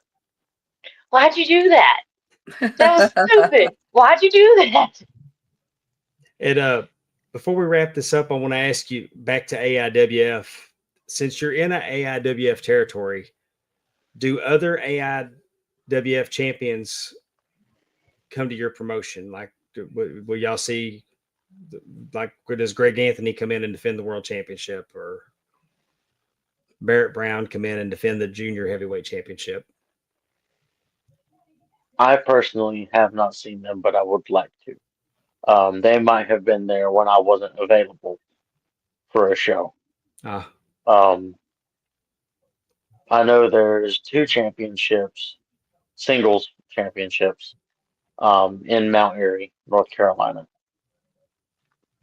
I have the television. I'm not sure who has the other one. I think it's Joe Harrison who has the other championship there. Um, but as of other AIWF champions coming in, I haven't seen a lot of them personally. They might have been there and I just didn't know. I don't know because I'm usually busy. well, it's fascinating. Well, it's really, I like them because they're a territory. I mean, Yeah. they're a worldwide territory that's been around for decades now. I like the territory system. I grew up on the territory system. Like I said, Ric Flair wasn't a world class guy, but Ric Flair being the traveling champion is what drew me in. So I really like the model that AIWF has, and that's why I was wondering if they were sending those guys up to the Carolinas. Yeah, I haven't seen them personally, but I do love the territory system like AIWF has. I know Union Pro Wrestling tried to do the same thing with CPW, NCW, and a few other promotions that way. I think Pro Wrestling Turbo in Greenville, South Carolina, was that way as well. But I think it fell through. I don't think it worked quite as well for them as it has for AIWF.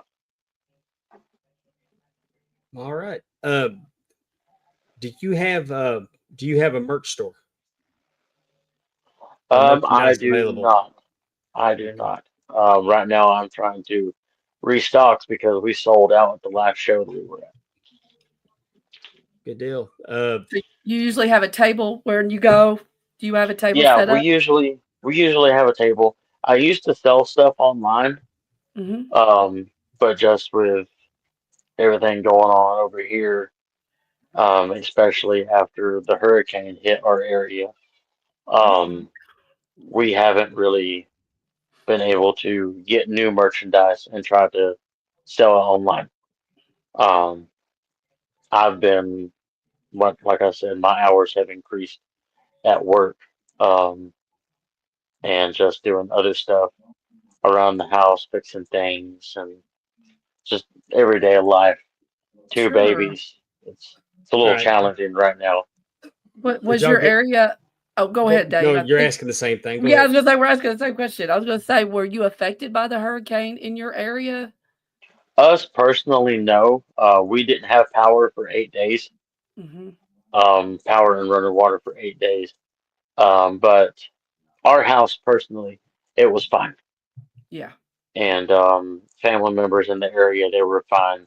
But our little town, and we're 20 minutes from Asheville, so Mm-hmm. that might say something if you've seen anything on the news. Um, but our little town of Barnardsville, it got wiped out. Yeah. Mm-hmm. It was bad. There's a trailer park like right down the road, and the trailers look like just soda cans just crushed together, and Gosh. there was cars and trees, and it was horrible. Like there's also a little restaurant right up the road, and it was fully underwater. Oh goodness. You couldn't even see it. I've got a friend that's a police officer in Roxborough, and he was sent out to help in certain areas, and the images I saw were just horrific. And Yeah. but it's a blessing that y'all got through that without any damage. Yes. Yeah. And you had mentioned, speaking of a blessing, you had mentioned that you were using wrestling to minister.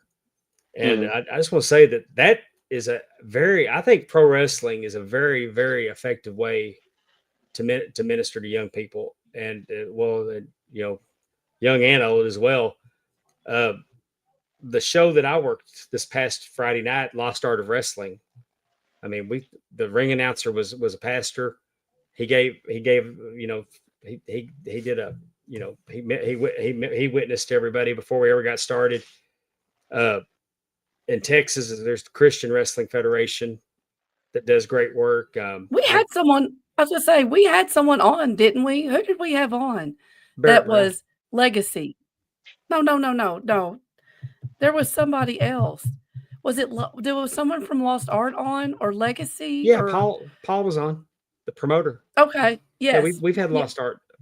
Yes, that's what I was thinking because he was telling us about that. And even here in Mississippi, I've been on shows where Ted DiBiase was there and Ted DiBiase had a sermon during the card. So I think that's great that you wanted to use this platform for something so positive.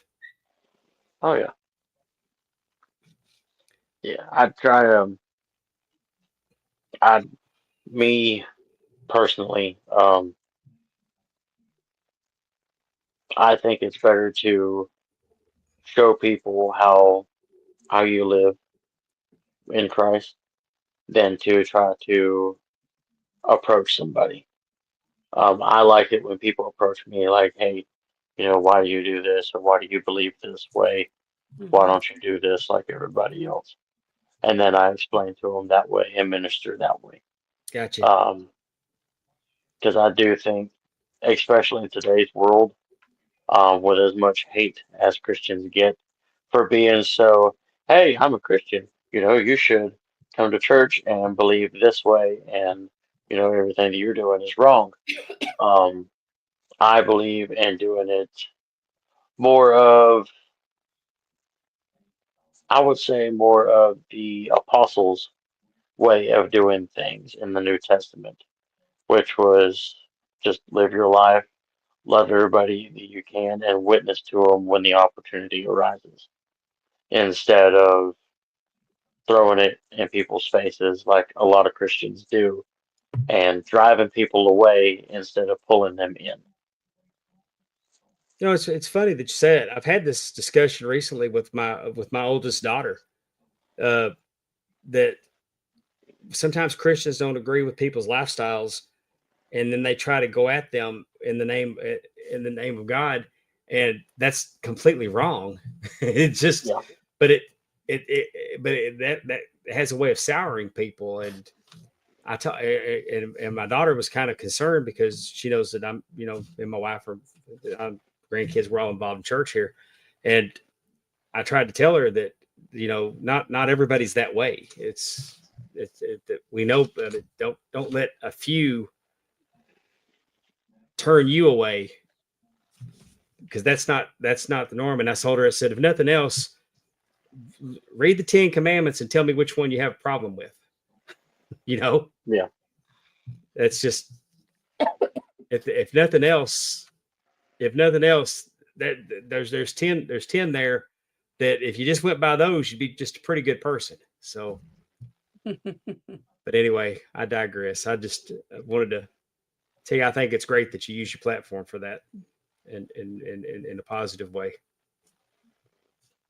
And Especially with such a dark character. oh yeah, Yeah, it's funny because people come up to us and like I've had people come up to us, y'all are going to hell, y'all are going to hell, but we're Christians, so like we have I accepted Jesus in my heart like when I first met him because he helped me open up because I just lost my papa and I was very mad and very upset and I blame God. I did. I'm not gonna lie. And he helped me overcome that and open my heart up to Jesus. And it's like everybody would come up to us and start running their mouths, and I'm just like, but you don't even know. Those are the people that need to not. They just, I think like it's you good that you said. can see that you can have a dark character and know that there's light behind it. So Yep. Yeah. I think one of my favorite moments with a fan in that, I think it was in Royston, Georgia, and I was in the middle of a match, and I just hit the guy. We were working around the ring, and I screamed at this woman, and her daughter started crying, and she looked at me. She said, "You need Jesus," and I looked at her and I said, "Hallelujah!" I just kept going. oh, Excuse me. there's Sorry. I don't honestly think in wrestling there's a better feeling than getting pure heat. Oh no, I love being hated. She doesn't I like it. don't. I want Oh, people to like me. I, there's the times Sorry. that there. I mean, when the crowd is into it and I mean that they're completely buying in and they hate your guts. Yeah. Hey, It's a it's very hard for me to get hated because of how unique the character is, yeah. and people don't hate her because she likes being liked too much. But I actually try to get heat. I will make children cry in the front row. I made this one family ask for a refund as they left, Yeah, I and love it. and people still cheer. It's weird. Well, there's a wrestler that I work with that he's the Nightmare Jeremiah, and I've worked with him for probably almost 10 years now, and it's getting to the point where there's nothing he can do to. I mean, there's nothing he does that the fans should like, but they eat it up. Yeah, or fans, they know And there's what nothing they wrong like. with that, especially if you got a merch table. Yeah, I mean, I've got merch, so they buy all of our stuff. But almost 10 years ago, he made my grandson cry. So we lost Amy. Oh no. Her internet's been really spotty all night. But we're gonna wrap up. I can't thank you enough for coming on here. It means the world to us that because we've been doing this for 2 years. We're trying to put a spotlight on the independents, and your willingness to come on. It means the world to us that you take time. And if you ever need to come on or something you want to promote, we're here for you. Okay, yeah. Thank you so much for the opportunity. And when we when I post the audio version later this week, I'll make sure I'll attach all your socials to it. Awesome. Thank you so much. On X, I'll tag you. We'll try to get all your socials out there for everybody. Cool. Thank you so much. Oh. Yeah, she woke up and I had to go get her, and now she's back asleep. Well, thank y'all so much for coming on tonight. It was nice to meet you. Wish you the best. All right, it was good meeting you, and thank you again. All right. Jax N, Saine, everybody.